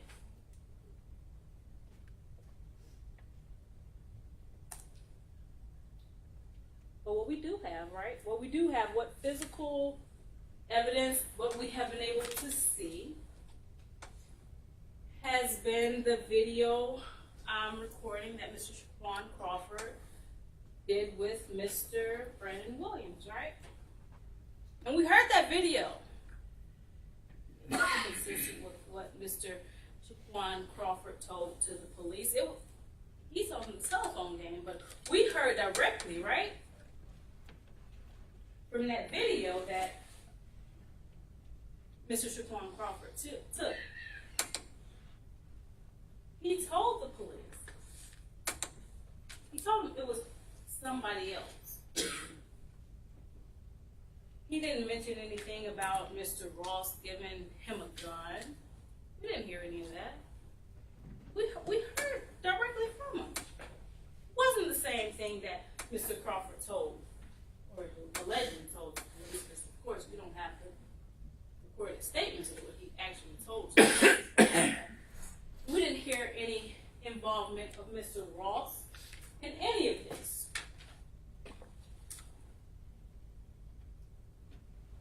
Mr. Williams was talking about somebody else. He was talking about this third party.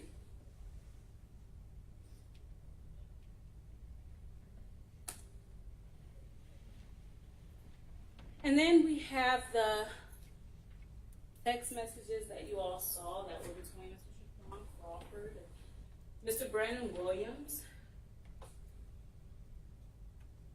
No statements of guilt in those messages. And especially important, no messages between Mr. Ross and Mr. Crawford. And I know I get my names mixed up, so I apologize. But no messages in between Mr. Ross and Mr. Crawford. You never see any communication, any text messages specifically between them.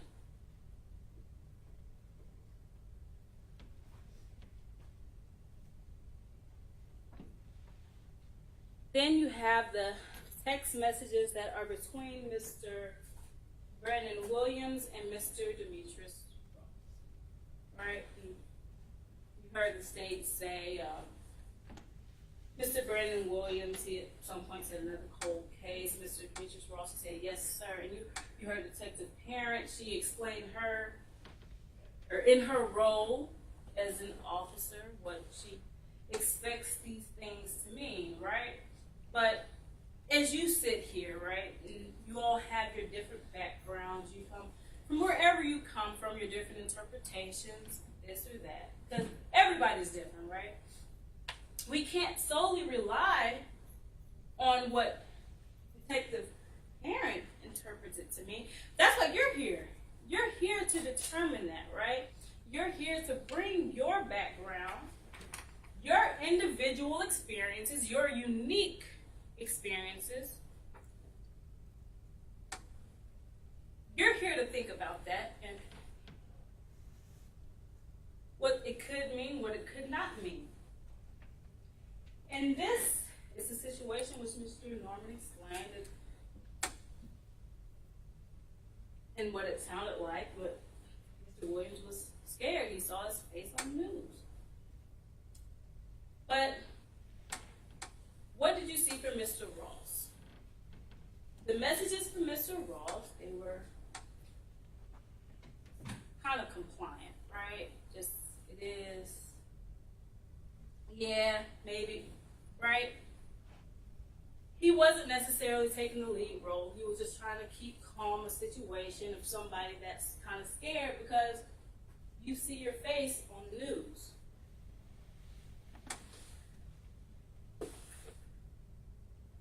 And then you have the text messages from, they said that Taboo said to Mr. Ross. He said, 911, call me fam, something like that.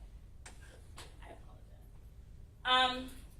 Again, can't say what they were referring to. There's no context around that, right? So we just got that message that the state presented, right? Nothing else surrounding it, right? So what's the context? What are the things that you have not heard? That's what we need to pay attention to. We need to think about that.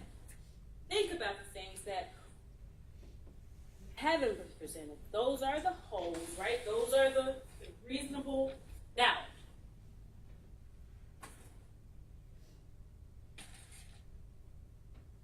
Then you have the pictures that they said they saw on Mr. Ross's phone. And in this picture, both of them again, it goes towards, they're scared, right? You see your face on the news, you might download a picture. You might, somehow it will end up on your phone because you saw a picture of yourself, right? But then specifically, this picture of Mr. Arnold, when asked of Detective Parent, how did it end up on your phone, right? So we have the modified date for this, right? Where's the modified date? Where's the date that it was changed or deleted? It's not there. We don't know how it actually ended up on his phone. And so these are the things that you have to ask yourself, because I was trying to ask Detective Parents about the deleted message, right? Not getting a response. Everything the state asked her, she was receptive to. She could tell you this, that, and the third. Asked her about the deleted message. I don't know anymore.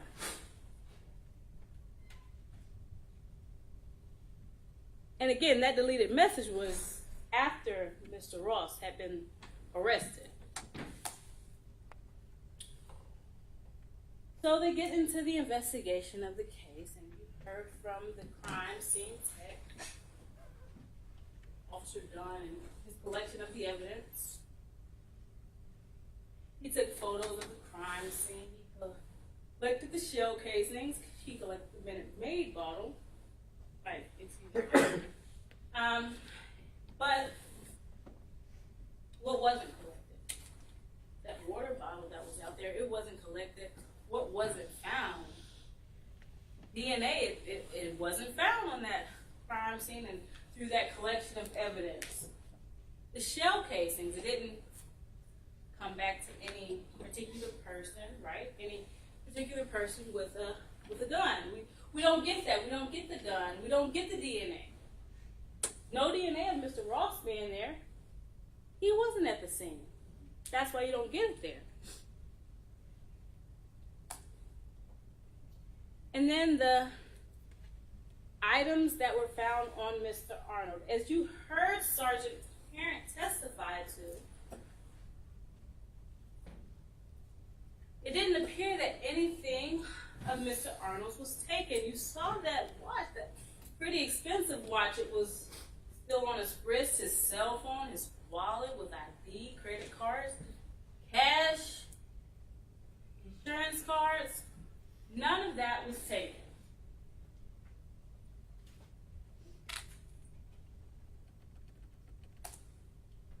And then there was a search of Mr. Arnold's home. And this was after, I believe, Mr. Sidney Ward or Steve Carlin, they had previously went into the home, but at some point, one or the other let the detectives or the law enforcement into the home so they could search the home. They went through the home, right? When they were at the home, they didn't necessarily find anything of significance, but Mr. Arnold's car was at the home, right? And so if they were trying to take a car, right, that was supposed to be in the area, how would they have seen this car? I specifically asked them, was Mr. Arnold's home, right, visible from the area of where this incident occurred? And I asked them that for a reason. Because if they were allegedly supposed to be taking keys, right, to a vehicle, you would think they might know where that vehicle is. No. Too far away, couldn't see it.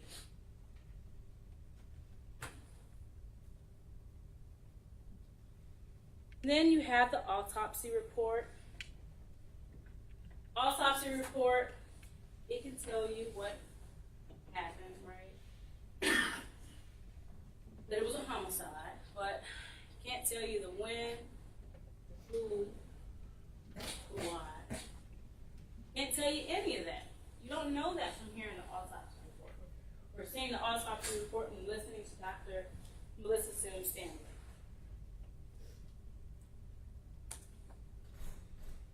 And then,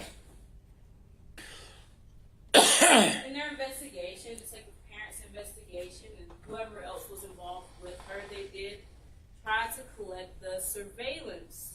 And they did collect surveillance video. But what's important, because they collected a lot of surveillance video, but what we don't see on that surveillance video is actual footage of the incident. We don't see Mr. Ross with a gun in that surveillance video. And these are the things that I want you to take into consideration. These are the things that I want you to, kind of pay attention to that the state's missing, right? They're missing this stuff in their presentation of the case. And so Mr. Ross, he was arrested around 10:25 on March the 16th of 2022.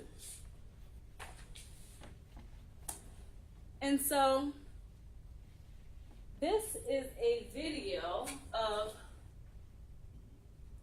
when he was initially arrested, right? Like I said, they didn't find any gun on Mr. Ross, right? So this is him when he is initially arrested. Can you all hear him? let me turn my sound. I apologize.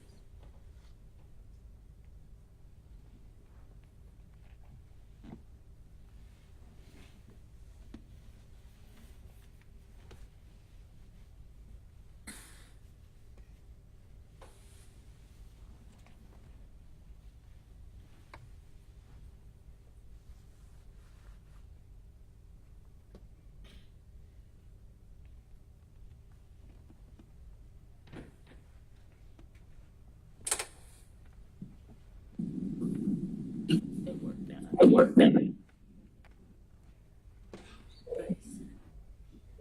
Is it working now?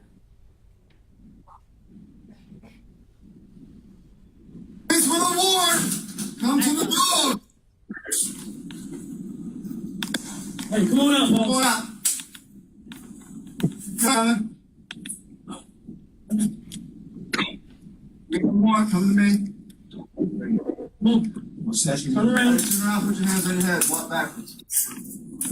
Keep coming. Yep. Keep coming. Keep coming.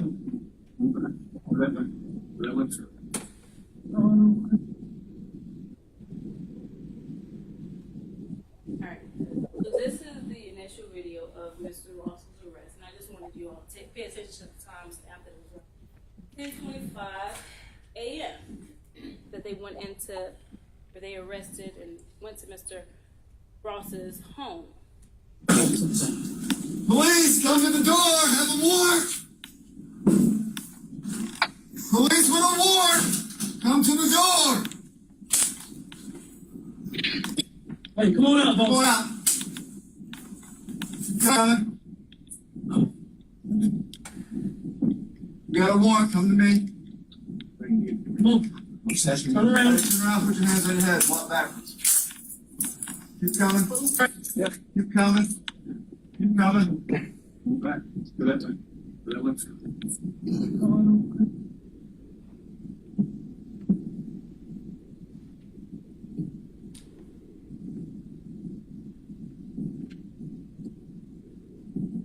Is Quincy inside? How tall is Quincy? And here I want Yeah. you to pay attention to the officer. I see my. We do with a beard.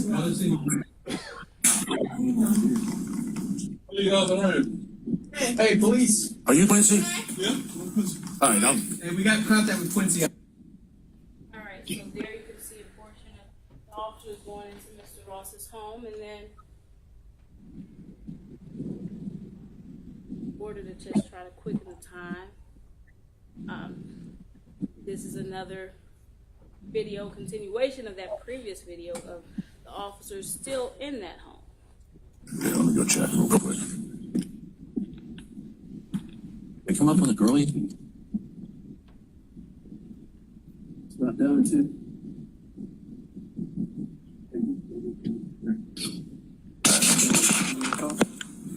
Huh?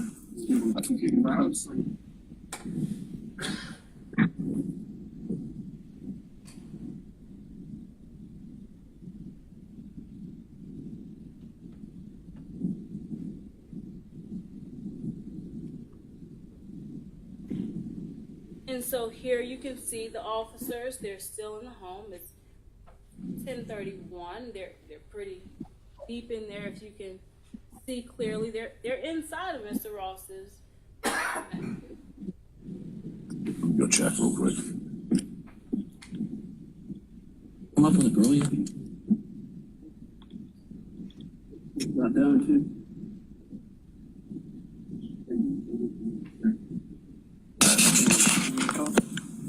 Huh? So they're in there. And then they speak with Quincy, which I asked, I believe it was Detective Sluss, about the relationship, which I suppose it really doesn't matter, but I believe that he was Mr. Ross's brother's roommate. But anywho, they have a conversation with Mr. Quincy. And they're asking him, have you seen Mr. Ross with the gun? And so I just want you to listen to Mr. Quincy. He's got any handguns or anything inside? No, well, not that, I ain't been in Donald's room. Okay. Not that I know. So he's been in Donald's room? Yeah, that, Okay, and Donald works, he left for work already? yeah, he working 2 jobs. So Gotcha. All And I right. work on You're not in any trouble? Donald's not in any trouble. He's got his own little trouble, so we're gonna deal with him, okay? But we're just clearing your apartment real quick, make sure there's, my girl in there, she's asleep? yeah, she was. All right. Hey, there might be a girl inside. In your room, where's your room? Or one to the left. She'll be in the room? Yeah. First room to the left. All right. You have not seen him with a handgun or anything? No. I mean, I seen him in the kitchen, but Not with a handgun? With a handgun? no, not with a handgun. He Okay. don't have nothing. All right. No. Cool. Just give us a minute. We'll be right on your way. All right, so you heard from Mr. Clancy, who was in that home with Mr. Ross, and at no point did he see Mr. Ross with the handgun, and you saw the officers go into that home, and at no point did those officers find a handgun, right? Because Mr. Ross, he is alleged as the person who buys the guns, right? So where's the gun? Where's any gun? They don't find any. And so, as we've heard, the Beltline is a pretty busy area. It has a lot of foot traffic going in and out of it. And so, it's hard to kind of keep track on necessarily everything that's going on in this Beltline, right? To keep up with everybody that's in the Beltline, to specify this person over this person in the Beltline, right? And so, they go over the location, and they go over the location in regards to Mr. Ross's phone, right? Say Mr. Ross's phone is in the area around 9:30. Mr. Ross's phone is in the area around, it's 9:57 again, and then finally they still see that phone at 10:50. But even with the investigator testifying to the phone records, right, they can't say that Mr. Ross and anybody else, that they can't say they were in the same general vicinity. They also can't say that the records are consistent with them traveling together, right? Can't say that. So, picture I tried to, hopefully it looks good enough. A picture of Mr. Ross's phone. They're on, and I believe I'm not sure if y'all can see it, but the PowerPoint says 1040, but if you can see the actual phone records, it's 1050. And so, where they're alleging this gunshot happened was 1027. And based on these records, Mr. Ross, he's still in the area. He's not running anywhere, right? It's 1050. That they're still picking up on his phone. And so you heard testimony from Miss Edna Rivers. And her testimony didn't necessarily pertain to Mr. Ross. It's just she didn't know him, couldn't identify him, never spoke with him. He wasn't the person who had went to her home. But she did provide messages, right? She provided messages, and she said she would provide all the recordings or anything she had regarding this case to the police. And so you see here that there is a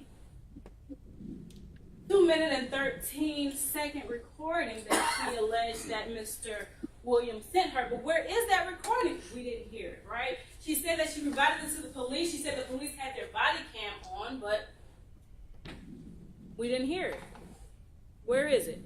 This is important for you all to hear these things, right? Because you want a full picture of what's happening. And that's the state's burden. They have to prove those things.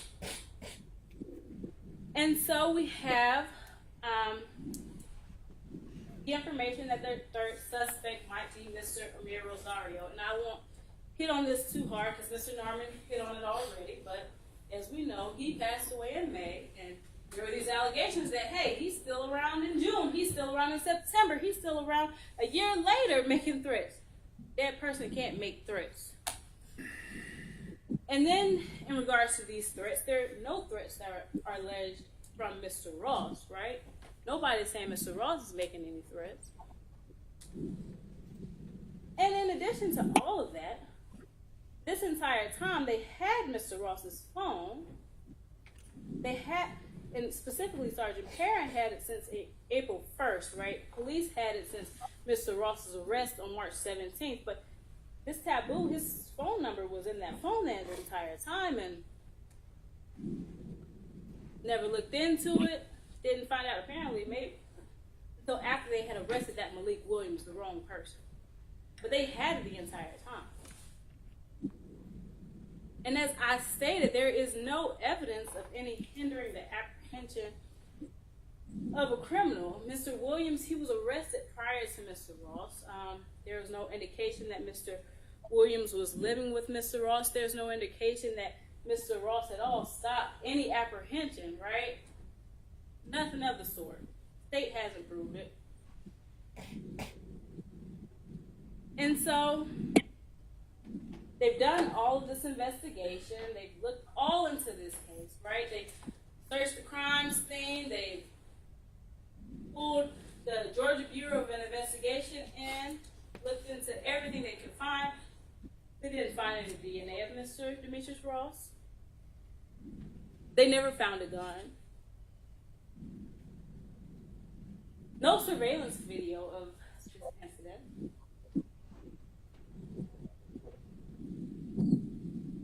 In the state, they haven't met his burden. He had nothing to do with it. He had nothing to do with it. He had nothing to do with it. Mr. Demetrius Ross, he had nothing to do with it. We heard from Mr. Shaquan Crawford, the state's main witness, right? He came here before you all. No alleged threats from Mr. Ross, right? And he decided to tell the truth. He decided to tell the truth that Mr. Ross,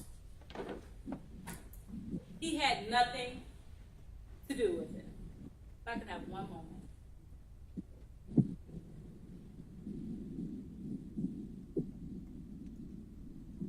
All right, thank you all so much for being with us throughout this entire trial. This is the last time that you all will hear from me. And so I do truly appreciate you all sitting here. I appreciate you all listening to all of the evidence. I appreciate you all considering everything. And so I do just want to leave you with this, right? I want to leave you with lasting remarks, something impactful. I want you to keep in your mind, right, the burden that the state has not met, the burden that the state cannot make, right? The evidence that the state has not presented. And that proves that Mr. Ross is innocent. He never carries that burden. He is cloaked in that cloak of innocence. And we are just asking that at the end of all of this, that you find Mr. Ross not guilty. Thank you. Let's take a brief break, please.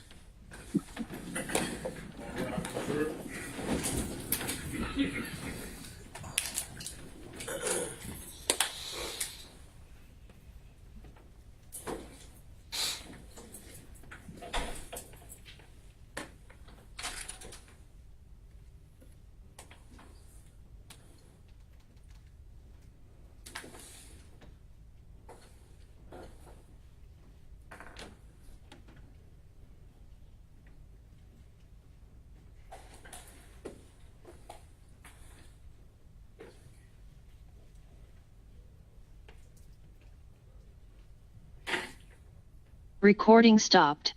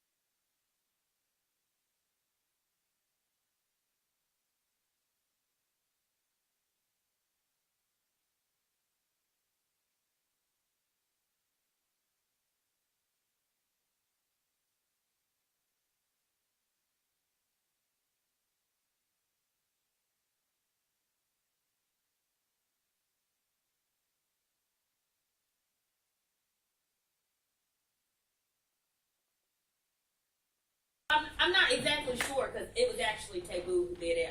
I'm not sure. I'm just telling you what I heard. He didn't say that. I caught 2 of them same night. What are we referring to? I can think of what we found one of. I can think of where the surveillance led us there. And the context of who we're talking about. Mr. Crawford asks, and what about, what about, what's his name? What about him? Not the one we're already talking about. What about what's his name? That's when he says, oh, Taboo? Yeah. But then pay attention to the next part where, unprovoked, no question in there, he says, oh, but meat and meats. Let me grab it. So, it was Mr. Williams who named all 3 players. All 3. See, I told you the testimony of a single witness, if believed, is enough to establish a fact. They wanted you to believe that was Mr. Crawford, but it's actually Mr. Williams. That's where we start. So let's go through it. Corroboration is not necessary. It's not required by law, but let me tell you how we have it. You had Miss Edna Rivers and Miss Reese. Miss Rivers knew Mr. Williams. She said, yeah, that's him in the screenshot from the news article. Miss Reese, I never seen him before. But I can tell you he came to that house. No business being there. Really didn't know why on March 5th, but I knew he had to go. And they glossed over the fact that Miss Reese said that she was present when Miss Rivers was getting the contact on March 11th about him coming back out to McIntyre. You heard that from Miss Reese. And she reached out to law enforcement while Miss Rivers remained on the phone. You heard that. Now, what motivation did they have to lie? What motivation did they have to make that up? You didn't hear anything about that. Then you heard from Mr. Crawford. Mr. Crawford didn't ask to be part of any of this. That's what it really comes down to. He got threats. He told them about the threats at the time. He came back and said, I'm still getting them. Somebody shot at me multiple times. It took multiple incidents before he got to September. And as much as they tried to twist the words, they asked him multiple times, well, when was this happening? It was right after somebody called my phone. Then there were the multiple shootings. And then in September is when I went to tell the police about it. Now, if you have people trying to hunt me down and hunt my family down off of something that's already transpired, off of me talking, it might take me a minute to go too. But he did it. But we'll get into the defense's thoughts on Mr. Crawford. Video surveillance. They want you to ignore every shot that you did get because you didn't have one on a dark path, no light, no camera, right for a murder. But don't pay attention to any of the rest of it where we can track them. We see them come in, we see them go, we see their route that they take, you see all that, you see the other people in the area, where they head to, where they don't. Ignore all that. Common sense. Phone communications, phone content, location data tied to the phones. I guess we'll have to talk about when we're supposed to believe it and when we're not supposed to believe it, because we got both.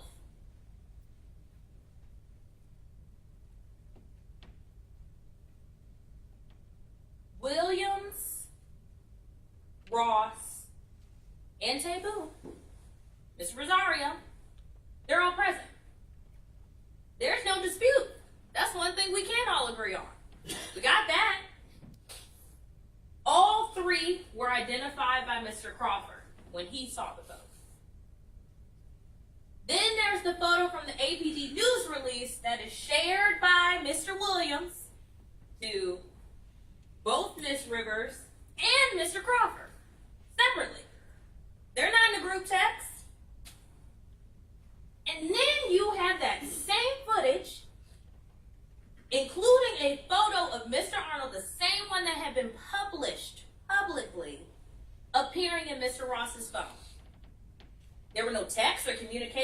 between Mr. Arnold and Mr. Ross. They didn't know each other. But we're supposed to ignore that. Cell site information confirms that the phones of all three, tracking with what we were told by Mr. Williams, tracking with what Mr. Crawford then relayed back, all three utilizing towers in the area of 341 Elizabeth Street between 9:30 and 10:50. But because there's not a tower in the right next to where Mr. Arnold's body was found, I guess we're supposed to ignore that evidence. Williams, Ross, and Tabu together have a plan. Mr. Williams told it. Mr. Crawford told it again. They were going to steal cars around the Beltline and take them to a known chop shop for fast cash. That was the plan. How are we able to corroborate that?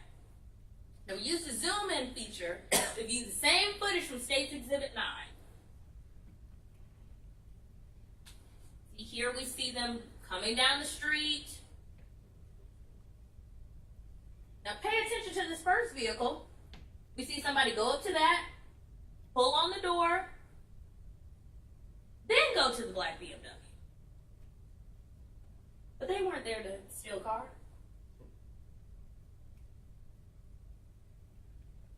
As one lies, as the lookout, as Detective Parent kind of described it, cross the street, two we see go in the vehicle. See something open up, it looks like a glove compartment. Light come on.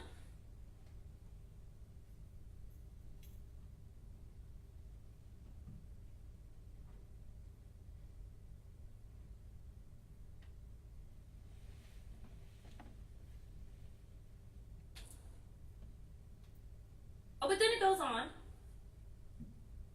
We got some additional footage.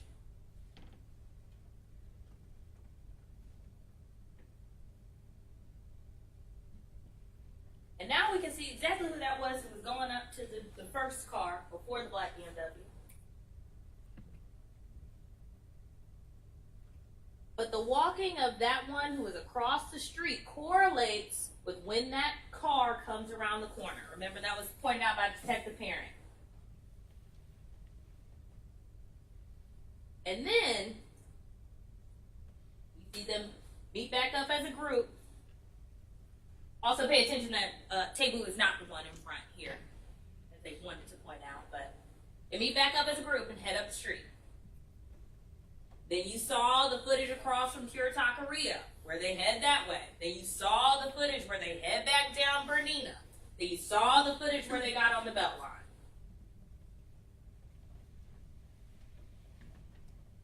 Williams, Ross, Tabu had a plan to steal a car and take it to a chop shop. The only thing not found on Mr. Arnold were a house or car keys. The only thing that would fit into the plan. But we're supposed to ignore that. Mr. Williams, Mr. Ross, and Tabu, they have the opportunity. You can see that by the timeline that was created.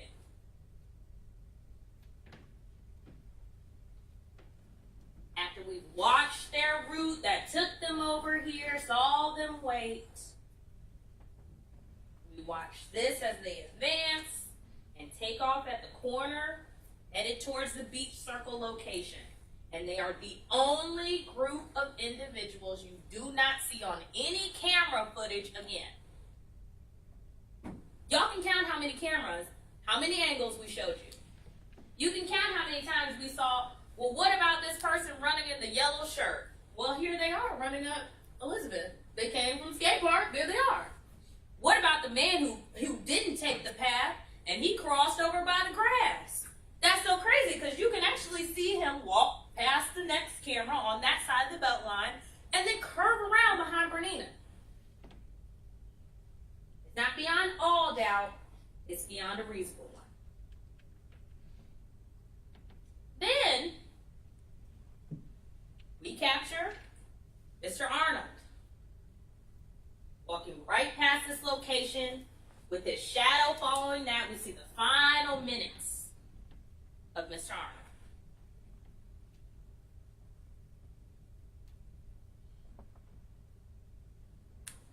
Then we don't see, but we surely hear the final moment.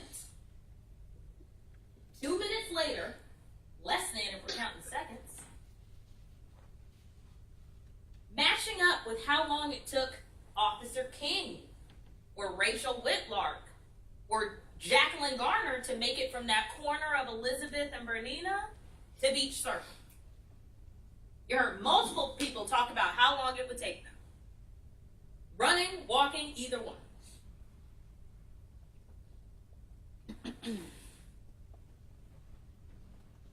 Let's talk about the behavior after. Looking at Mr. Williams. His conversations with Miss Rivers, also who he refers to as E, is very telling.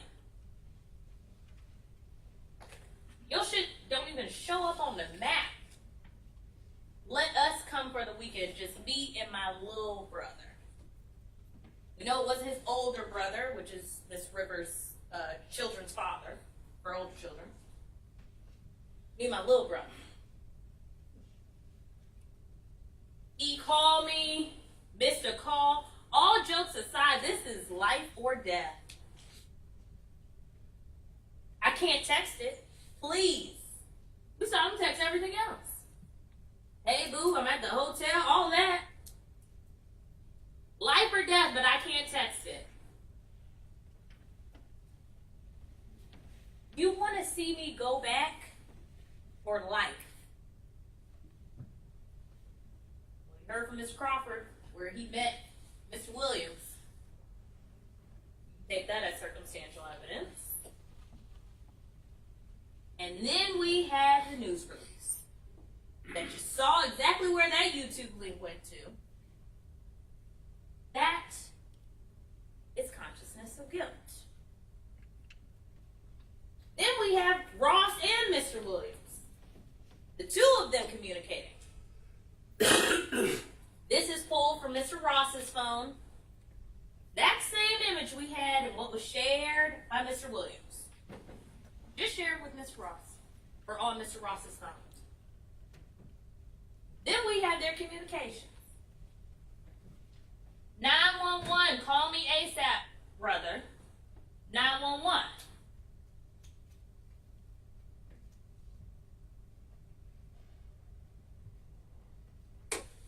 Cut your location off too. Let me go back to that one. Gotta survive till then. They don't have a name. They surely didn't. That was in the news release. They didn't have a single name. Not at that point. Only moving at night. Remember, they didn't try to contact you. Didn't go contact him, or the house, or anything. Well, you don't moving at night. Cut your location off too. Nah, bro. We just have to be cool. We gonna survive this. But they were scared. Yeah, you right, brother. Another cold case. Yes, sir. I'm about to send you our secret spot. Plan B. Cool. I got you. The context when this is shared, what it correlates with, the phone evidence. The secret spot, it's in the middle of nowhere, about 10 minutes from E. Edna Rivers. She gonna let us get her car while we park you in your car in the deep of her yard, because again, he was trying to work out coming for the weekend, just him and his little brother. Cool, I got it, bet. All right, write it down. Put it for safekeeping because I'm about to delete it. Same way I was about to delete my Facebook, which is what he told Miss Rivers. That's the two of them. Conduct, just Mr. Ross. Communications on 2/25/2022. Throughout that day, we see him talking to Tabu.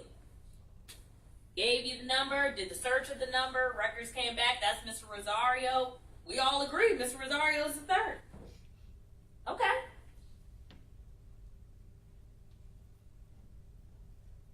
Take me on to the 26 and the 27.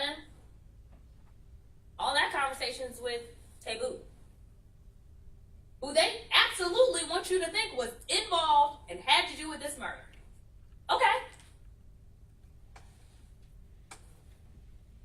Then we have the searches. Channel 2 News, Channel 2 News again. And you saw where that report came from. One of them. And then the last entry we had there was a call on the same day he was arrested to Taboo. From Taboo. And we can't forget that picture that he had of Mr. Arnold in his phone. Not a contact, not a text message. We know Mr. Arnold didn't send it to him. But they want you to ignore consciousness of guilt. Now, a little bit of the science that they want to get to. You heard from the medical examiner, Dr. Sim Stanley.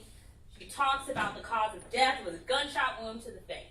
It entered through the nostril. That's why it was so hard when they found the body to see and determine what had happened, because of the unique way it ended up entering the body and then exiting. But she went through all the different portions of his body that bullet struck before it exited.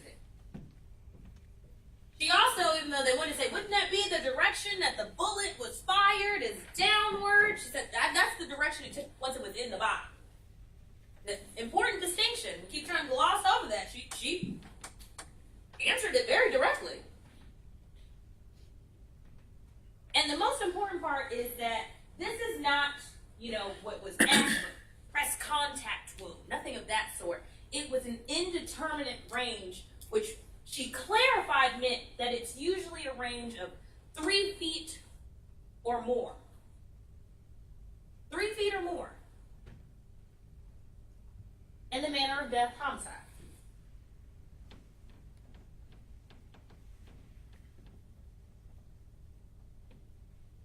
We don't know who done it. Now, this is one of the things I guess that even the defendants didn't agree on, because it started out, we don't know who done it. Now it turned into Mr. Rosario did it, but by himself apparently. But we do. We know who did it. They acted as a group, as parties to a crime. If you didn't want to just believe Mr. Williams when he told you, it's corroborated by technology, by testimony, by crime scene investigation, and by the defendants themselves.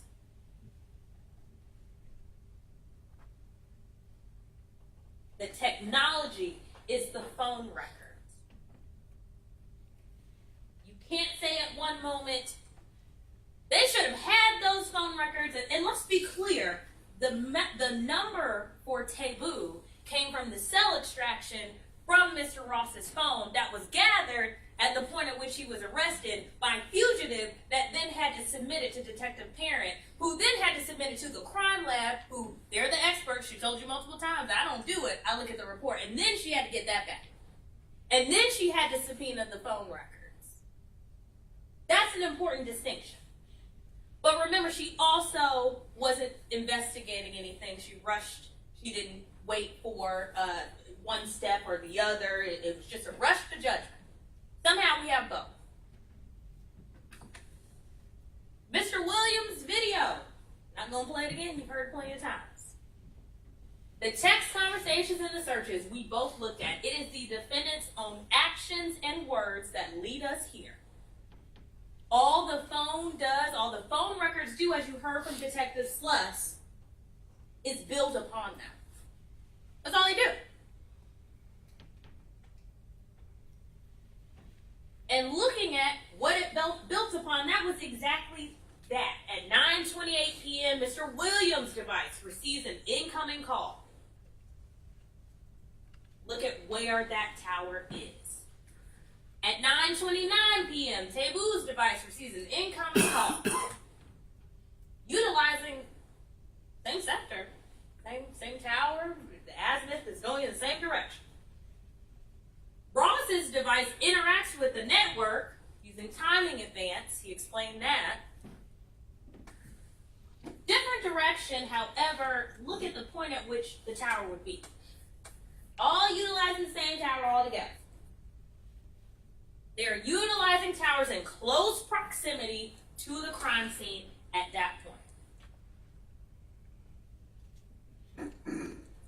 Again, at 9:57 and 10:05, specifically just looking at Mr. Ross's activity and Mr. Williams' activity, building upon that, utilizing towers in close proximity to the crime scene. And that tracks with what he told us. That makes sense? Tracks with the surveillance.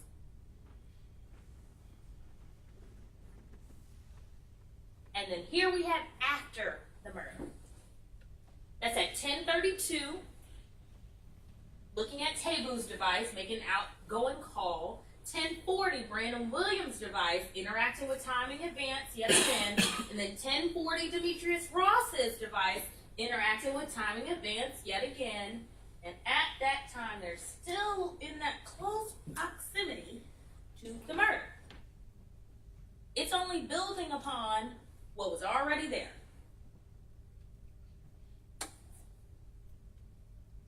The testimony that you heard, the plan to steal a car and take it to a shop. That's corroborated by the images that we see. Dome shot or dome capped. Detective Perrin had to ask what that meant. Shot in the head. Wasn't part of the media release, but is corroborated not only with what Mr. Williams said, but the autopsy. And say it was, he fired 8 shots into the man. It was a whole fight. It was a shootout. Distinctively knew it was a single shot to the head. Didn't even go in his pockets. We went through that and saw that. And Meat's gun. He used Meat's gun because he didn't have a record. He could just stop by saying, hey, it was Meat's gun. Brandon used it. No. He then gave you the extra why it was Meat's gun. Because he didn't have a record. So he could get him from pawn shops. You heard Detective Perrin explain in Georgia, you don't have to register a firearm. This is a 9mm handgun we're talking about. There's no requirement that it needs to be registered, which means very hard to trace. Only time it would come up as traceable is if there was a NIBIN on that national database hit.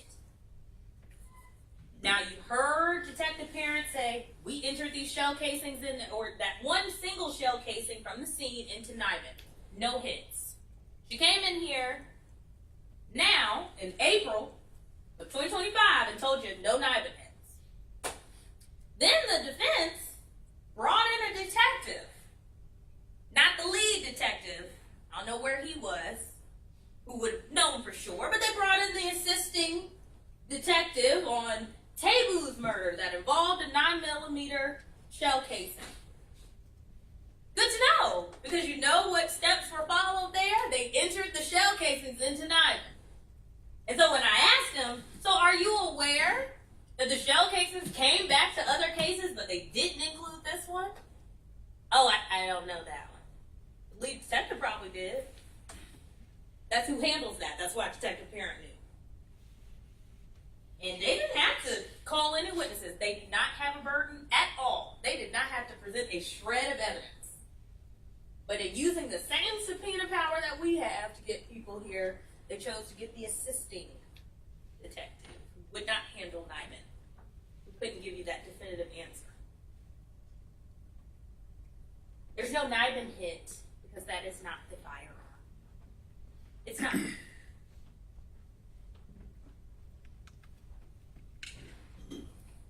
In the scene, single shell casing, he still has his belongings and his hand in his pocket. It's an indeterminate range, 3 feet or more. So if you make it past the fact that they weren't arrested until, a week and some change for Mr. Ross after this in different clothing, in different items. There's also a distance. So there's plenty of explanation why there isn't forensic evidence in this case. It's unfortunate. You heard about all of the ways we tested to try to see if it was there, and it just wasn't. And very important, well, it was busy on that Beltline and all these people, somebody would have seen it and they must have been tampering with the scene and all that. You heard from Miss Garner that at that time of the morning, at that time of year, it would have been dark until they were making that run. That's why their earlier running group didn't see anything. Even if they took the same path as pitch black. Everything corroborates the words of Mr. Williams that Mr. Crawford relayed. He gave us a play-by-play. He involved the name Meat, not Mr. Crawford. You can tell from Ms. Crawford testifying, he really didn't have any issues with Mr. Ross. And he told you that. I mean, Meat told me he didn't have anything to do with it. That's a very important distinction. And I didn't expect Mr. Crawford to understand the parties to a crime, or that even if you don't fire the final shot, if you provide the gun, under law, you are guilty as party to a crime. But I didn't expect Mr. Crawford to do that. We don't coach people on what to say. They come in, they tell the facts as they are. That is it. That's my job to explain that to you all. It's not a fact, it's the law. And then Mr. Ross being in Morrow, you all saw the footage. I won't play the footage again, but you saw the footage of his arrest and the part where Sergeant O'Hare goes to talk to Quincy, who he kept saying, is Quincy here? Quincy, you're Quincy? Okay, it's Quincy's apartment with Donald, who is listed as Demetrius's brother. The only Donald that you heard about was Miss Rivers' children's father, Donald Williams, Brandon Williams' brother. But it was not his apartment. So no, there wasn't this extensive search or anything there. But let's just take some time to go through the defendant's arguments. Saying they're not involved, yet they're the only group that can't be traced on that footage anywhere. They have communications with each other about this case, about the homicide, about Mr. Arnold, about the plan to lay low. The defendants are merely present. Mr. Williams claimed to be the shooter. That was very clear. And then added that Mr. Ross gave him the gun. Now, Mr. Crawford was very clear in the fact that the least connection he had to anybody here was Taboo. So if he is such a liar, he made all of this up, why would he implicate the two people he knew the best? He could have said Taboo did it, he wanted to go and steal out. I know that Brandon and Demetrius, they just happened to be out there with them, but he was the one that was a shooter. He brought the gun with him. He always carries a 9, He didn't say that. What motivation does he have to put himself in the crosshairs, avail himself at that point to threats that continued on for months after this? It doesn't make any sense. And again, we don't know who done it. We gotta ignore what Brandon said, ignore all the evidence, everything that points to Mr. Williams and Mr. Ross guilty of this crime. Now let's talk about some of the things Mr. Norman said for Mr. Williams' specific defense.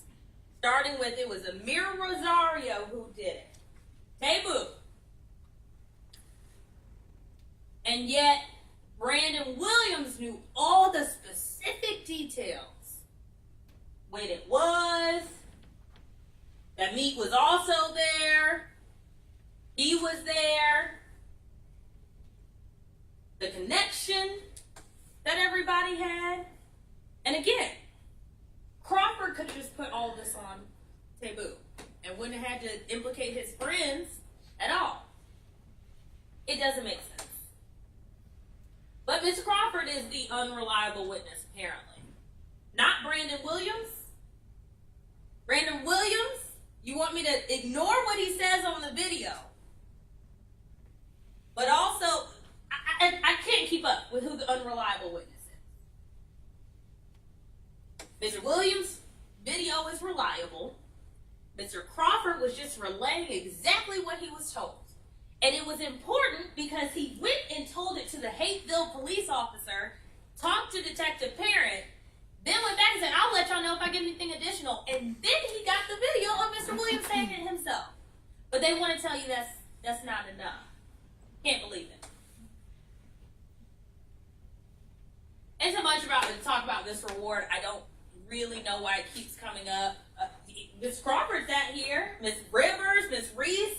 Not one person said, did you get the reward? Okay. Rushed investigation. This just happened too fast and they were just rushing to do it. There's that water bottle at the complete back of Beach Circle, away from the one-way in and the one-way out to the path that you would have had to take to get to and from that crime scene. You'll have the photos back there. Pay attention to where the Minute Maid bottle is, which is right by the entrance to step up to where the body is. Collect it out of precaution. That's what they should do. But in his presentation, Mr. Norman had to zoom in and crop to get where that water bottle was at the very back. Let's also keep in mind we have footage of them walking around. There was no water bottle. They didn't have a water bottle. It wasn't relevant, but apparently you got it both ways. One, you either don't test things, and that's a problem, but two, you spend all these resources testing and don't find anything. Can't have it both ways. Also, apparently we're supposed to get warrants to knock up and down everybody's mama house. That's apparently what we're going to do. We're going to knock down Quincy's door and go in there, even though he said he hadn't seen Mr. Ross with a gun in there, even though it's his residence, even though he said his girls in the pathway there. He had been cooperating. There was no reason not to believe him. Mr. Quincy didn't do anything wrong. But we should have got a search warrant for there. Should have got a search warrant for Mr. Williams' mama's house, even though it shows that he's moving in between Ms. Rivers, a Motel 6 on Virginia Ave, and the La Quinta.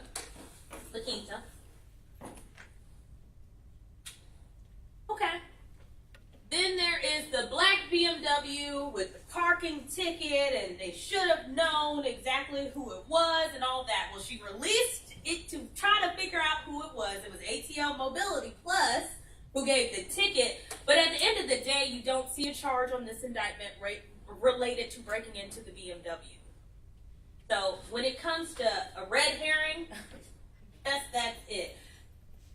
The point is to charge them for the crimes that we can show beyond a reasonable doubt that they committed. We can give you our observations. We can show you what we do have related to that black BMW. But if we did not speak to the owner of the black BMW and confirm, hey, can you please testify and let us know that that car was broken into? That doesn't reach beyond a reasonable doubt. And so that's why it's not on the indictment. But again, we gotta have it both ways, I guess. And then Parent had the phone numbers and the records and everything at one time and still got it wrong. And Mr. Williams sat there for 4 months, but they want you to feel good about it. I don't feel good about any of this.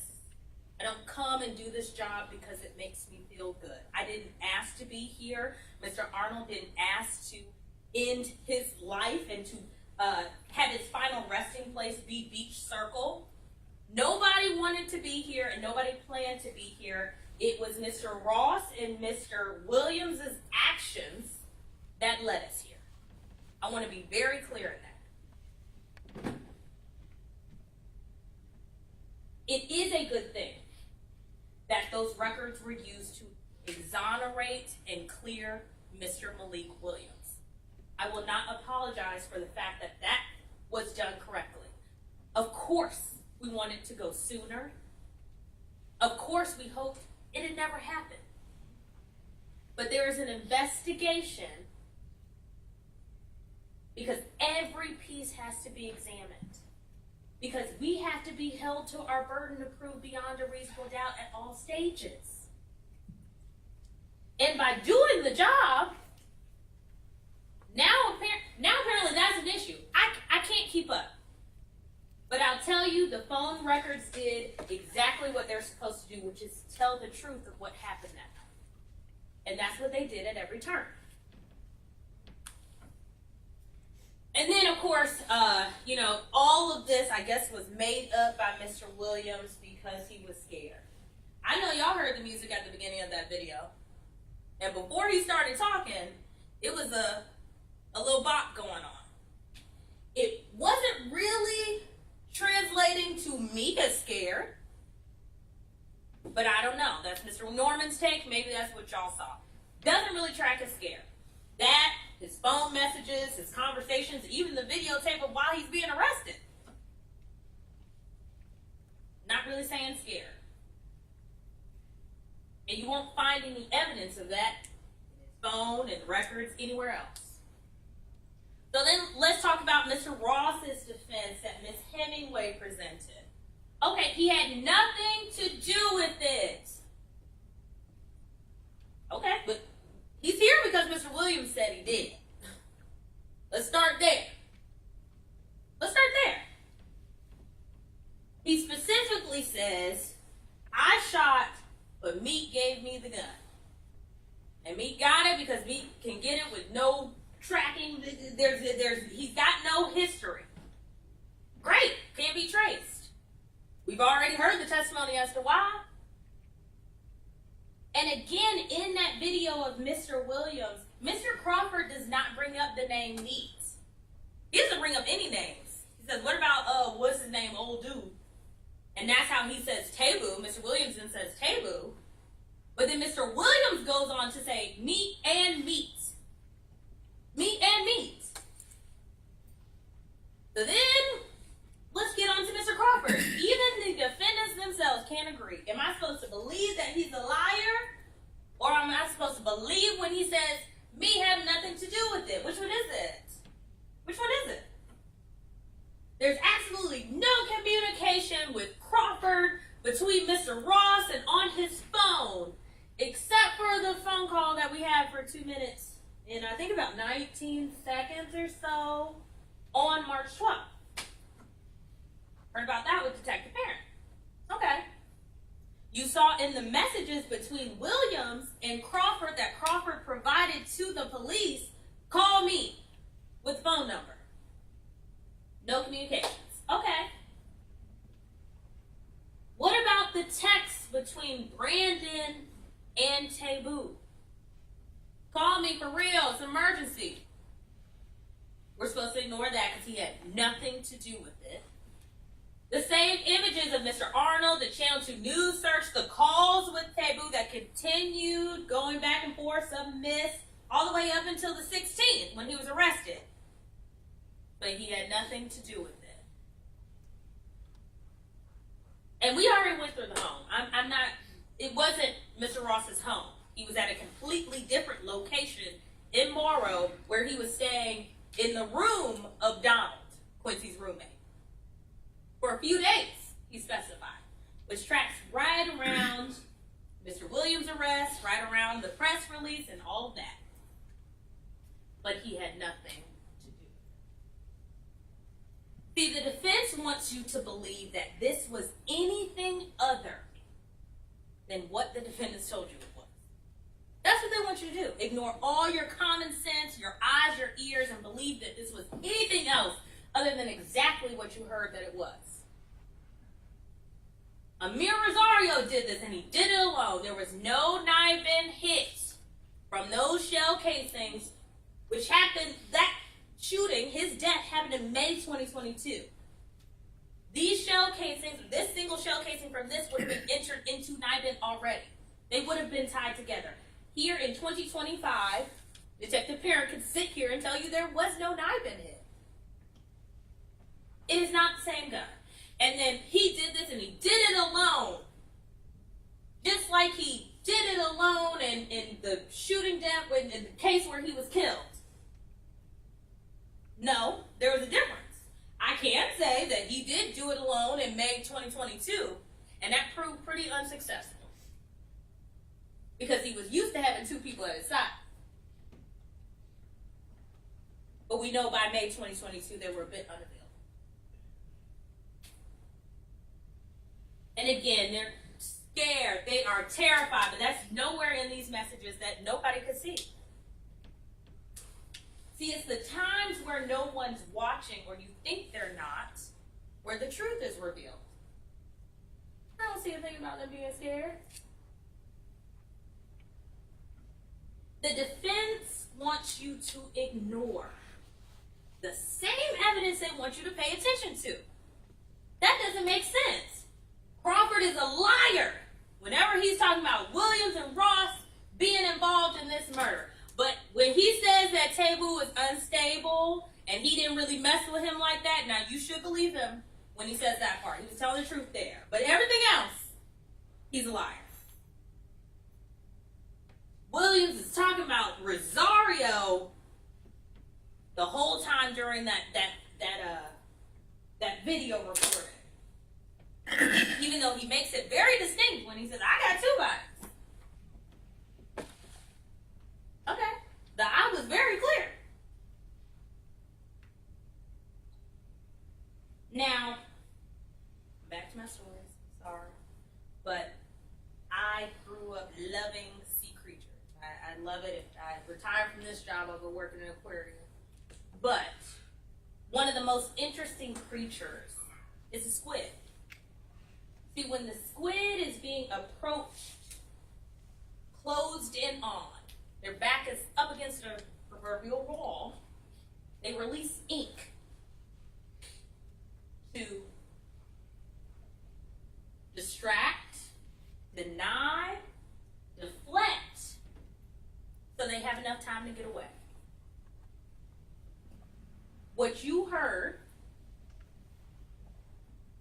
was denial of what you see before you, what you heard before you, what you were able to review. Deflection. Look at the man who's not here. He died. How convenient. He did all by himself. Distract you from the part that they played and we have evidence of. They want to distract you from seeking the truth of what happened on February 25th, 2022. That's what this comes down to. But your common sense is the greatest tool. The evidence shows beyond a reasonable doubt that Mr. Williams and Mr. Ross are guilty. And with a guilty verdict, you are not telling them anything that they don't already know. Anything that they didn't know from when that walk of Mr. Arnold fatefully ended at 10:27 p.m. that evening. Because he began it as the man here, dog loving, spending the night with friends, parting ways, getting a little back relief. That's how he left at 10:25 p.m. However, at 10:28, by 10:28, he became case number 22-0526. And because of Mr. Williams and Mr. Ross's actions, that's how we have to talk about him now. That's how they wanted you to remember him. I am asking that you follow the evidence. What you will have back there, if there are any videos you would like to see again, anything that you're not able to access, send out a note and let us know. Because if you follow the evidence and you go to the truth of what happened, it will lead to the decision that is ultimately ultimately yours, and the decision that speaks as to what we will and will not tolerate in Fulton County. This was a crime that they wanted you to forget, but it is a crime that you cannot forget. Not here, not in Fulton County. And if you follow the evidence, it will lead to a verdict of guilty for both defendants on all counts. Thank you. All right, we're gonna feed you lunch now, okay? So let them step back and just eat as soon as you can, please, okay? Then we'll come back for the charge of the court. All right, Mr. Stewart.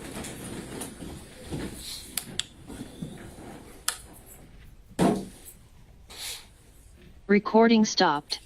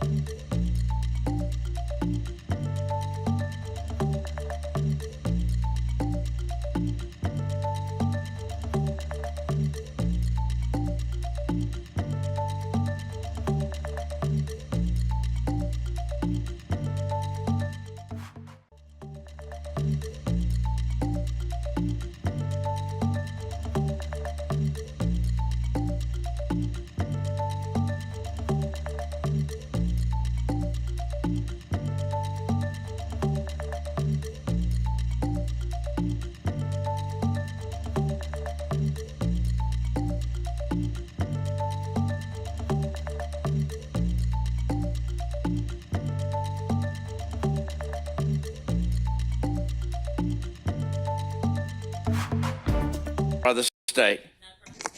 Any exceptions by the defense? Not on behalf of Mr. Williams.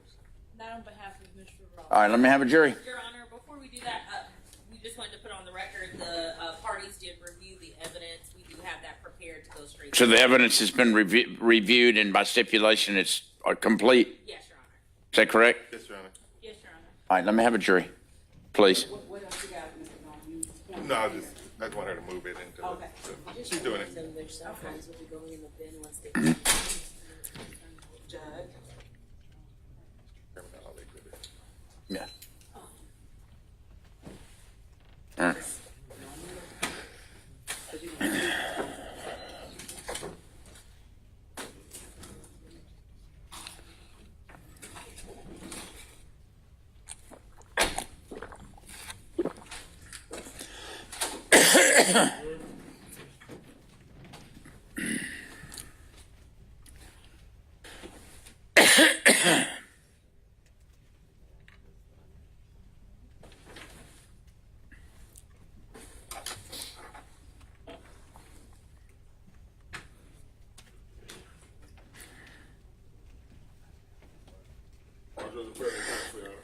Please be seated.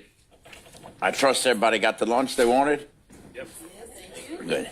That's courtesy of the taxpayers of Fulton County. We spoke about that. Did you? If y'all want to make any contributions, you may. You can use that out of your $25 a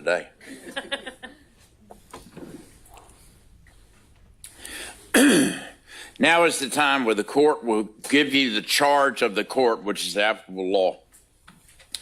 The grand jury has indicted the defendants with the offenses of murder, felony murder, criminal attempt to commit armed robbery, aggravated assault with a deadly weapon, possession of a firearm during the commission of a felony, possession of a firearm by a convicted felon, and hindering apprehension of a criminal.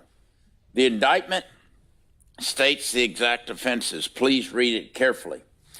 The indictment was returned into court on June 7th, 2022. To this indictment, the defendants have entered pleas of not guilty, and this makes the issue of which you have been selected, sworn, and impaneled to try. I caution you that the fact that the accused have been indicted by the grand jury is no evidence of guilt. You should not consider the indictment as evidence or implication of guilt.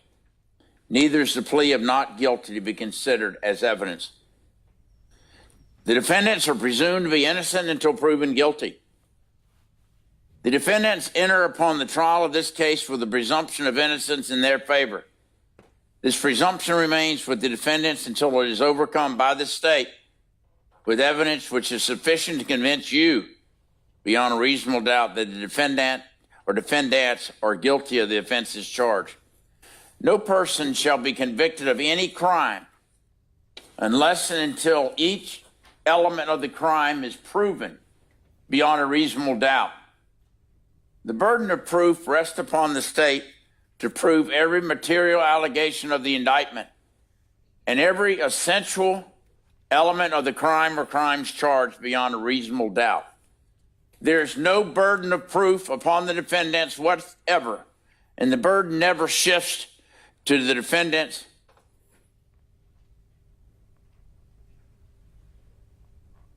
to prove innocence. However, the state is not required to prove the guilt of the accused beyond all doubt or to a mathematical certainty. A reasonable doubt means just what it says. It is a doubt of a fair-minded, impartial juror, honestly seeking the truth. It is a doubt based upon common sense and reason. It does not mean a vague or arbitrary doubt, but is a doubt for which a reason can be given, arising from a consideration of the evidence, a lack of evidence, a conflict in the evidence, or any combination of these. If after giving consideration to all the facts and circumstances of this case, your minds are wavering, unsettled, or unsatisfied, then that is a doubt of the law, and you should acquit the defendants. But if that doubt does not exist in your minds as to the guilt of the accused, then you would be authorized to convict the defendants. If the state fails to prove the defendant's guilt beyond a reasonable doubt, it would be your duty to acquit the defendants. You must determine the credibility or believability of the witnesses. It is for you to determine what witness or witnesses you will believe and which witness or witnesses you will not believe if there are some you do not believe. In passing upon their credibility, you may consider all the facts and circumstances of the case, the witness's manner of testifying, their interest or lack of interest, their means and opportunities for knowing the facts about which they testify about, the nature of the facts about which they testify, the probability or improbability of their testimony and the occurrences which they testify about. You may also consider their personal credibility insofar as it may legitimately appear from the trial of the case. To impeach a witness is to prove that the witness is unworthy of belief. A witness may be impeached by disproving the facts to which the witness testified, proof of general bad character, proof that the witness has been convicted of a crime, of a felony, proof of contradictory statements previously made by the witness about matters relevant to the witness testimony and to the case.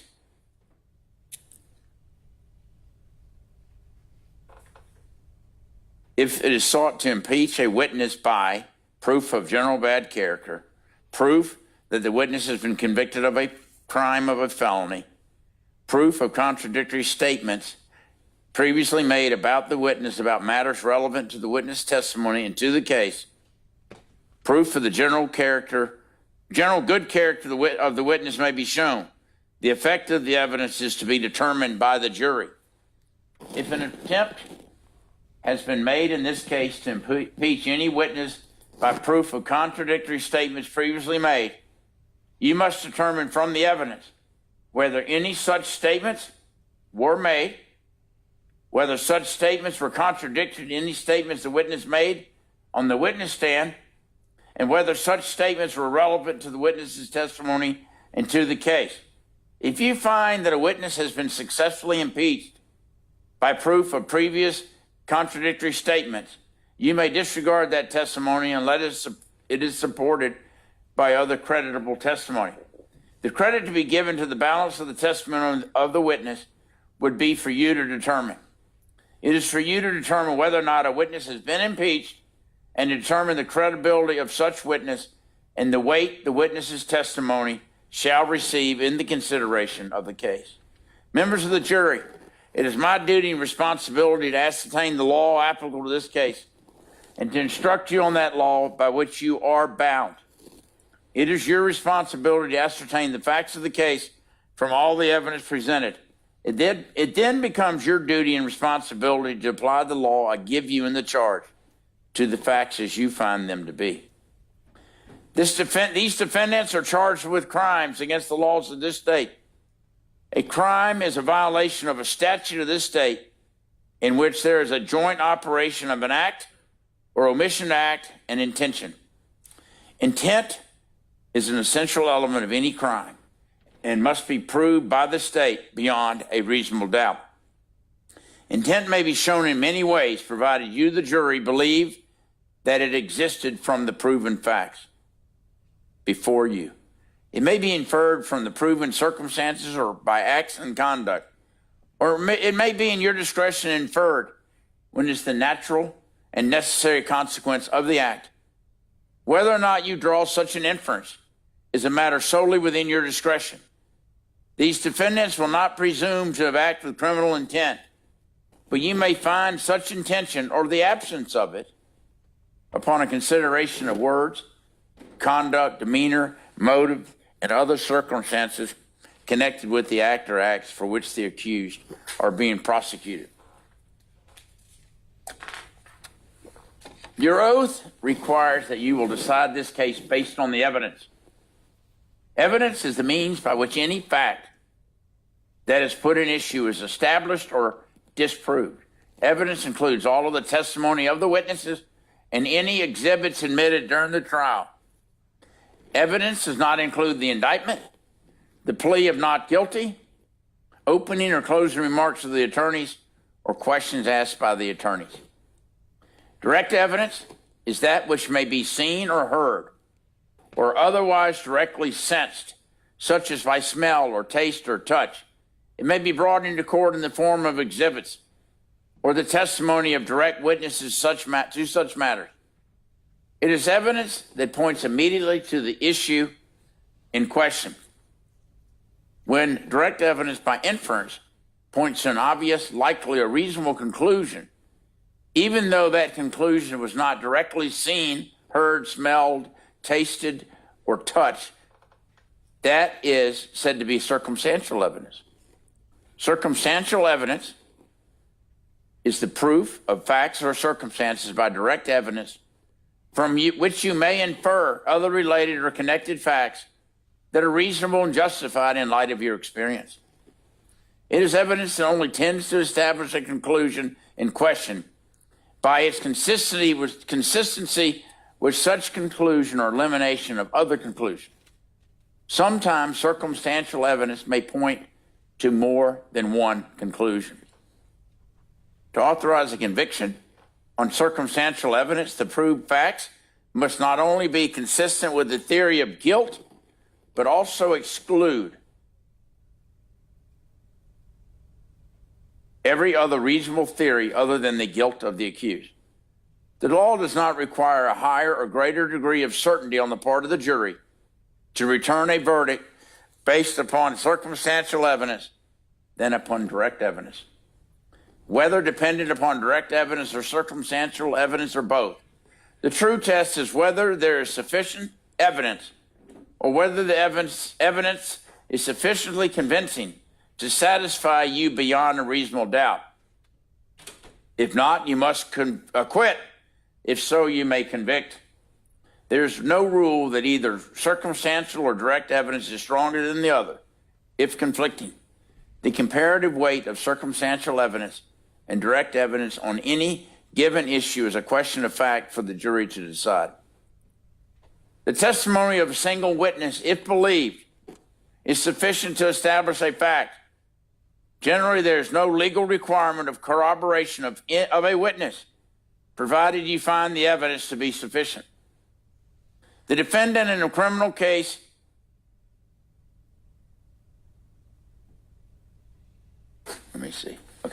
The defendant in a criminal case may take the stand and testify and be examined and cross-examined as any other witness. You should evaluate such testimony as you would that of any other witness. However, the defendant does not have to present any evidence nor testify. If the defendant chooses not to testify, you may not consider that in any way in making your decision. Sometimes evidence is admitted against some parties and not others, or for some counts and not others. Such evidence may be considered by the jury against that party and only for the counts for which the evidence is limited and not for any other purpose. Knowledge on the part of a defendant that the crimes in this bill of indictment were being committed and that the defendant knowingly, intentionally participated in or helped in the commission of such crimes must be proved by the state beyond a reasonable doubt. If you find from the evidence in this case that the defendants had no knowledge that a crime was being committed, or that the defendants did not knowingly and intentionally commit, participate, or help in the commission of, and was not a conspirator in the alleged offenses, then it would be your duty to acquit the defendants. On the other hand, should you find beyond a reasonable doubt that the defendants had knowledge that the crimes in this bill of indictment were being committed and that the defendants knowingly and intentionally participated or helped in the commission of it, then you would be authorized to convict the defendants. A jury is not authorized to find a person who was merely present at the scene of the commission of a crime at the time of his perpetration guilty of consent in and occurrence in the commission of the crime unless the evidence shows beyond a reasonable doubt that such person committed the alleged crime, helped in the actual perpetration of that crime, or participated in the criminal endeavor. Testimony has been given in this case by certain witnesses who are termed experts. Expert witnesses are those who, because of their training and experience, possess knowledge in a particular field that is not common knowledge or known to the average citizen. The law permits expert witnesses to give their opinions based upon that training and experience. You are not required to accept the testimony of any witnesses, expert or otherwise. Testimony of an expert like that of all witnesses is to be given only such weight and credit as you think it is properly entitled to receive. The law provides that criminal actions shall be tried in the county where the crime was committed, except as otherwise provided by law. Venue, that is, that the crime or crimes were committed in Fulton County is a jurisdictional fact. which must be proved by the state beyond a reasonable doubt as to each crime charged in the indictment, just as any element of the offenses. This may be done by direct or circumstantial evidence or both. Every party to a crime may be charged with and convicted of commission of the crime. A person is a party to a crime only if that person directly commits the crime, intentionally helps in the commission of the crime, intentionally advises, encourages, hires, counsels, or procures another to commit the crime, or intentionally causes some other person to commit the crime under such circumstances that the other person is not legally guilty of any crime either, in fact, or because of legal incapacity. A conspiracy is an agreement between two or more persons to do an unlawful act, and the existence of a conspiracy may be established by proof of acts and conduct, as well as by proof of an express agreement. When persons associate themselves in an unlawful enterprise, any act done by any party to the conspiracy to further the unlawful enterprise is considered to be the act of all of the conspirators. However, each person is responsible for the acts of others only insofar as such acts are naturally and necessarily done to further the conspiracy. Whether or not a conspiracy existed in this case is a matter for you to determine. Presence, companionship, and conduct before and after the commission of the alleged offense may be considered by you in determining whether or not such circumstances, if any, give rise to an inference of the existence of a conspiracy.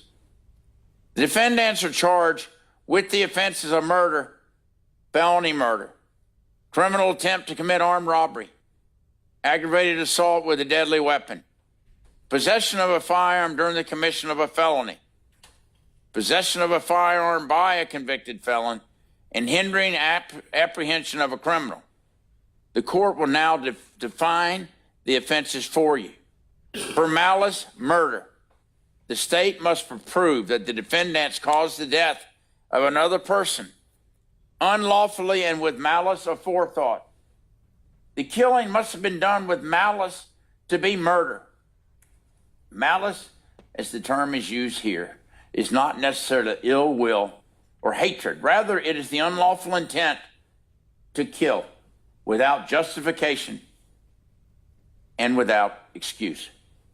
You may find malice when the circumstances show that the defendants acted with the deliberate intention to unlawfully take the life of another person. You may also find malice when there does not appear to be significant provocation and all of the circumstances of the killing show an abandoned and malignant heart. The state does not have to prove premeditation to prove murder. If a killing is done with malice, it is murder, regardless of how briefly the malicious intent existed. No specific length of time is required for malice to arise in the defendant's minds. Malice may be formed in a moment, and instantly a fatal wound may be inflicted. If malice was in the defendant's mind at the time of the act of the killing and moved the defendants to do it, that is enough for the killing to be murder. Premeditation typically means a prior decision or plan to do something. Premeditation is not an element of murder and does not need to be proved by the state for you to find malice aforethought. However, in determining whether malice existed at the time of the killing, you may consider any evidence of premeditation or lack of it. The state does not have to prove motive to prove murder. Any evidence of motive has been admitted for your use in determining the defendant's state of mind at the time of the killing. For felony murder, the state must prove that the defendant caused the death of another person by committing a felony. The state does not have to show that the defendants acted with malice to prove felony murder. Criminal attempt to commit armed robbery, aggravated assault, and possession of a firearm by a convicted felon are all felonies, which I will define for you shortly. You may find the defendants guilty of felony murder if you believe that they caused the death of another person by committing any one of the felonies of criminal attempt to commit armed robbery, aggravated assault, or possession of a firearm by a convicted felon, regardless of whether either defendant intended the death to occur. There must be some causal connection between the felony and the death. Felony murder is not established simply because the death occurred at the same time as or shortly after the felony was attempted or committed. The felony must have directly caused the death or played a substantial and necessary part in causing the death, regardless of when the death ultimately occurred. A person commits criminal attempt to commit armed robbery when, with intent to commit, that person performs any act that constitutes a substantial step toward the commission of the crime of armed robbery.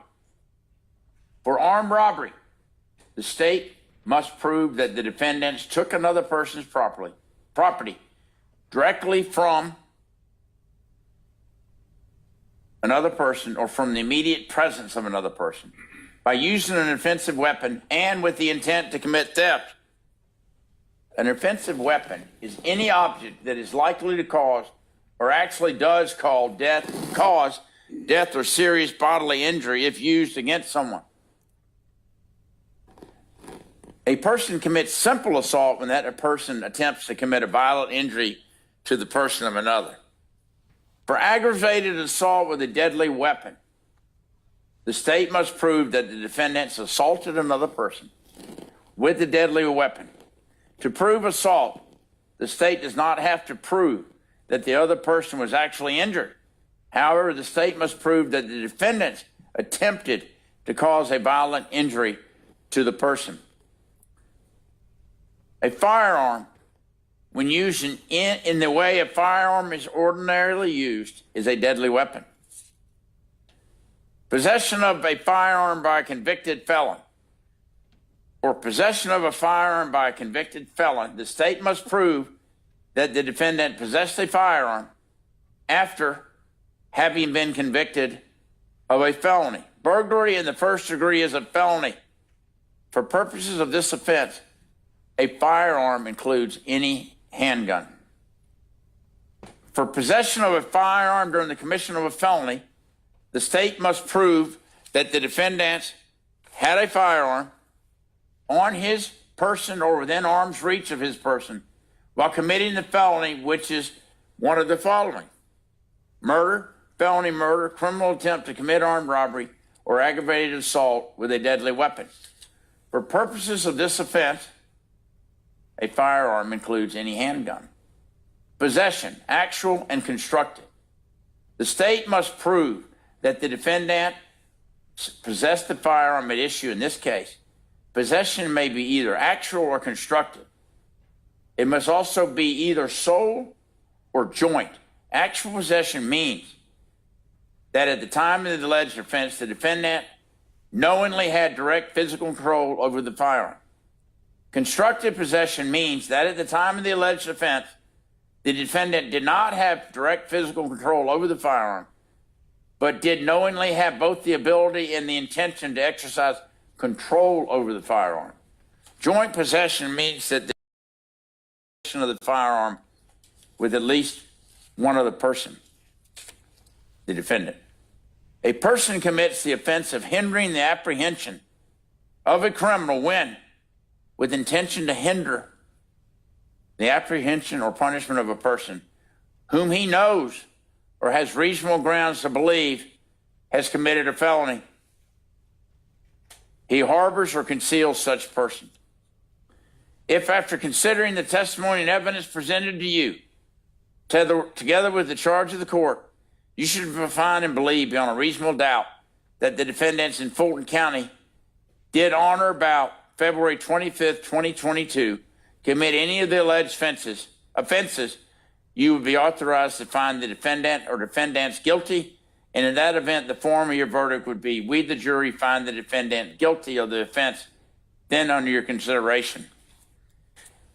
If you do not believe that the defendant is guilty of any of these offenses, or if you have any reasonable doubt as to the defendant's guilt, then it would be your duty to acquit the defendants. In which event, the form of your verdict would be, we, the jury, find the defendant not guilty. You must make a determination as each count separately. Though you may consider all of the evidence as a whole, conviction of one defendant does not necessarily require conviction of another. You, the jury, must determine the guilt or innocence of each defendant separately. Your verdict should be a true verdict, based upon your opinion of the evidence according to the laws given you in this charge. You are not to show favor or sympathy to one party or the other. It is your duty to consider the facts objectively, without favor, affection, or sympathy to either party. In deciding this case, you should not be influenced by sympathy or prejudice because of race, creed, color, religion, national origin, sexual preference, local or remote residence, economic status, for or against either party. You're only concerned with whether or not the defendants are guilty or not guilty. You are not to concern yourselves with punishment. Whatever your verdict is, it must be unanimous. That is agreed by all. The verdict must be signed by one of your members as foreperson, dated and returned to be published in open court. One of your first duties in the jury room will be to choose one of you to be the foreperson. The foreperson will manage your deliberations and will sign the verdict to which all 12 of you freely and voluntarily agree. You should start your deliberations with an open mind. Talk with each other and consider each other's views. Each of you must decide this case for yourself, but you should do so only after discussing and considering the case with your fellow jurors. Don't hesitate to change an opinion if you are convinced that it is wrong. However, you should never give up an honest opinion to be congenial or to reach a verdict solely because of the opinions of the other jurors. During your deliberations, you must not communicate with anyone other than your fellow jurors about this case. You're also not permitted to conduct any research about this case, including persons, places, or legal concepts mentioned during the trial. These rules not only apply to in-person communication, but also to communication or research using cell phones, text messaging, website, blogs, or social media of any kind. By no ruling or comment that the court has made during the progress of the trial has the court intended to express any opinion upon the facts of this case, upon the credibility of the witnesses, upon the evidence, or upon the guilt or innocence of the defendants. Now, here's the point where we will determine who the alternate jurors are, and we ask that you, all of you will have to give up your cell phones during the deliberations, including the alternates. We ask that you retire to Judge Carnicel's jury room, and the other 12 will be, Ms. Woods will help you get to the, out the back door to Judge Carnicel's jury room. Juror number 59, Bobby Hester. Juror number 65, Michael Maloney. Juror number 68, Kevin Catteville. Juror number 75, Nathan Ward. Please, they'll come back there and they'll get your cell phones. They're going to give you the evidence. We're going to give you the verdict forms, one for each defendant, and the charge, the physical charges that I read you. And then, Ms. Woods, if you'll go back there and take Mr. Hester, Mr. Maloney, Mr. Catteville, and Mr. Ward to Judge Carnicel's jury room. And then Deputy Ham, please collect the cell phones of all 16. Okay? You may retire to the jury room.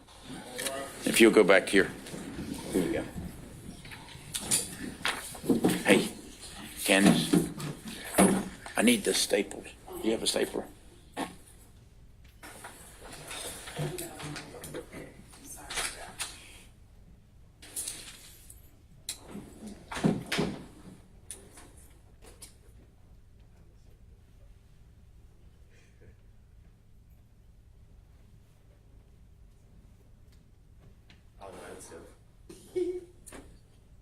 All right, well, here is the indictment, and here's the charges. And then, okay, then we'll put those right here. You may be seated. Mr. Katz, Recording stopped. will you please come this way? Come around this way.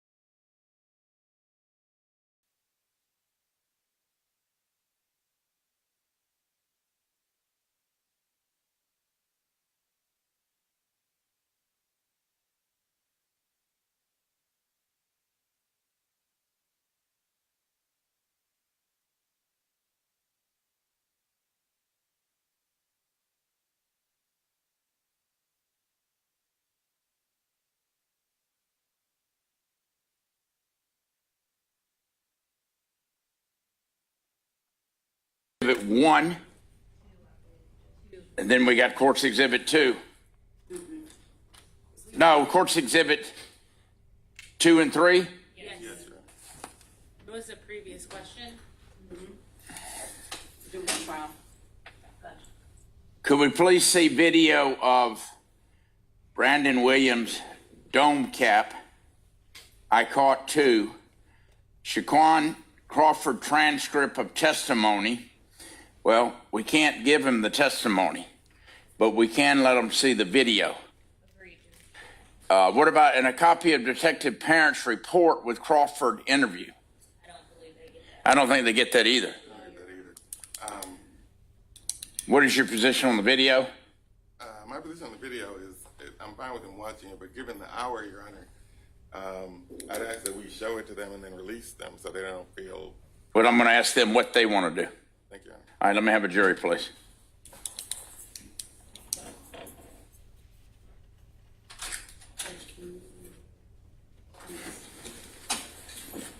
I'm sorry.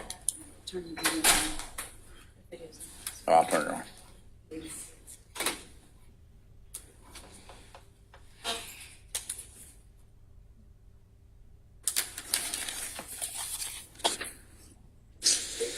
Let me see those, please. Thank you.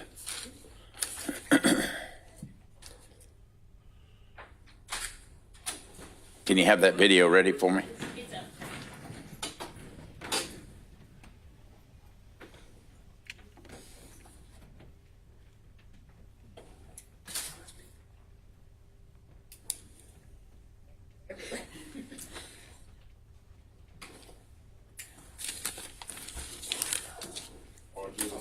Please be seated. We apologize for the delay. Oh yeah, we're missing a few. We're missing a couple. Now we're switching it up. All right. So I have your questions here. One I have labeled as Court's Exhibit number 2.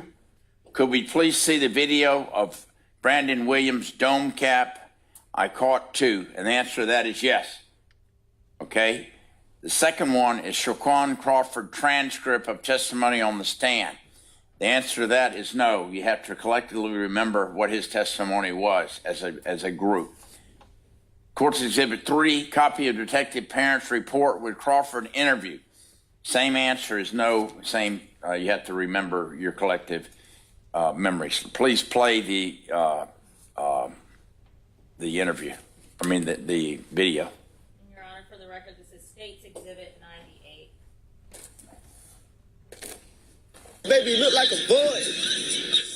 Okay. What you mean? Y'all didn't get that? What you mean y'all didn't get no money out of me? Ain't no money, man. That nigga ain't going in his pocket, man. I said, man, God, dang, man, that shit make me, I don't even want to think about that shit. Yeah, he busted pocket. Don't shot that nigga up. Don't shot him. I caught 2 on him. Same night. They still ain't found him. Shit. That's crazy. So what the hell goddamn which color? The taboo up, man. That nigga finna go to Texas. Where he at? I can dig it, bro. He up? That nigga up. That's what I'm saying. Me and we grinding. But you got other niggas with you? Shit. Okay. Please retire. Do y'all want to try to reach a verdict tonight, or do you want to come back tomorrow? I can't come back tomorrow. All right. Well, let's continue to deliberate. Okay. Oh, you're fine.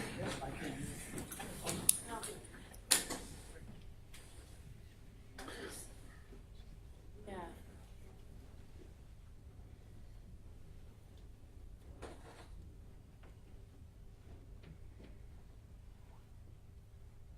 We'll give it a little more time before we make a decision. Well, Your Honor, and that was the exact reason why I wanted to release them, because she is in a hurry to get out of here. We're not getting fair deliberation. She didn't say that. She didn't say that at all. I disagree. She said she could not return. Your request is denied.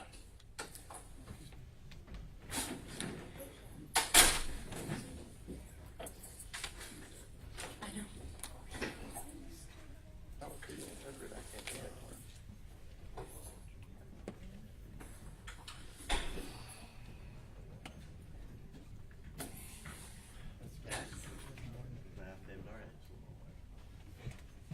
The best. You can write to me anytime.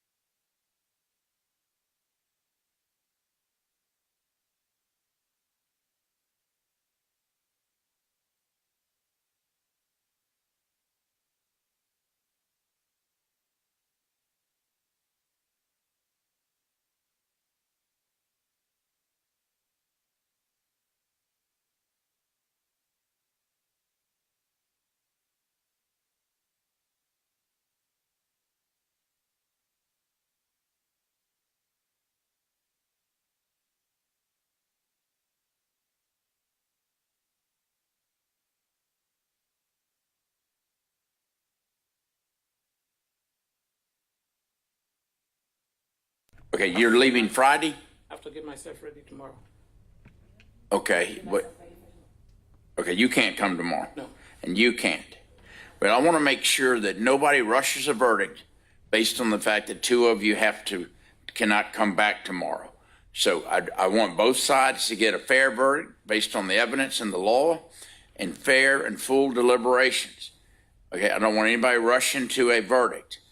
Now, with that being said, we all want a fair verdict. Is it a situation where I should send you all home now and replace these two jurors? I think we're close.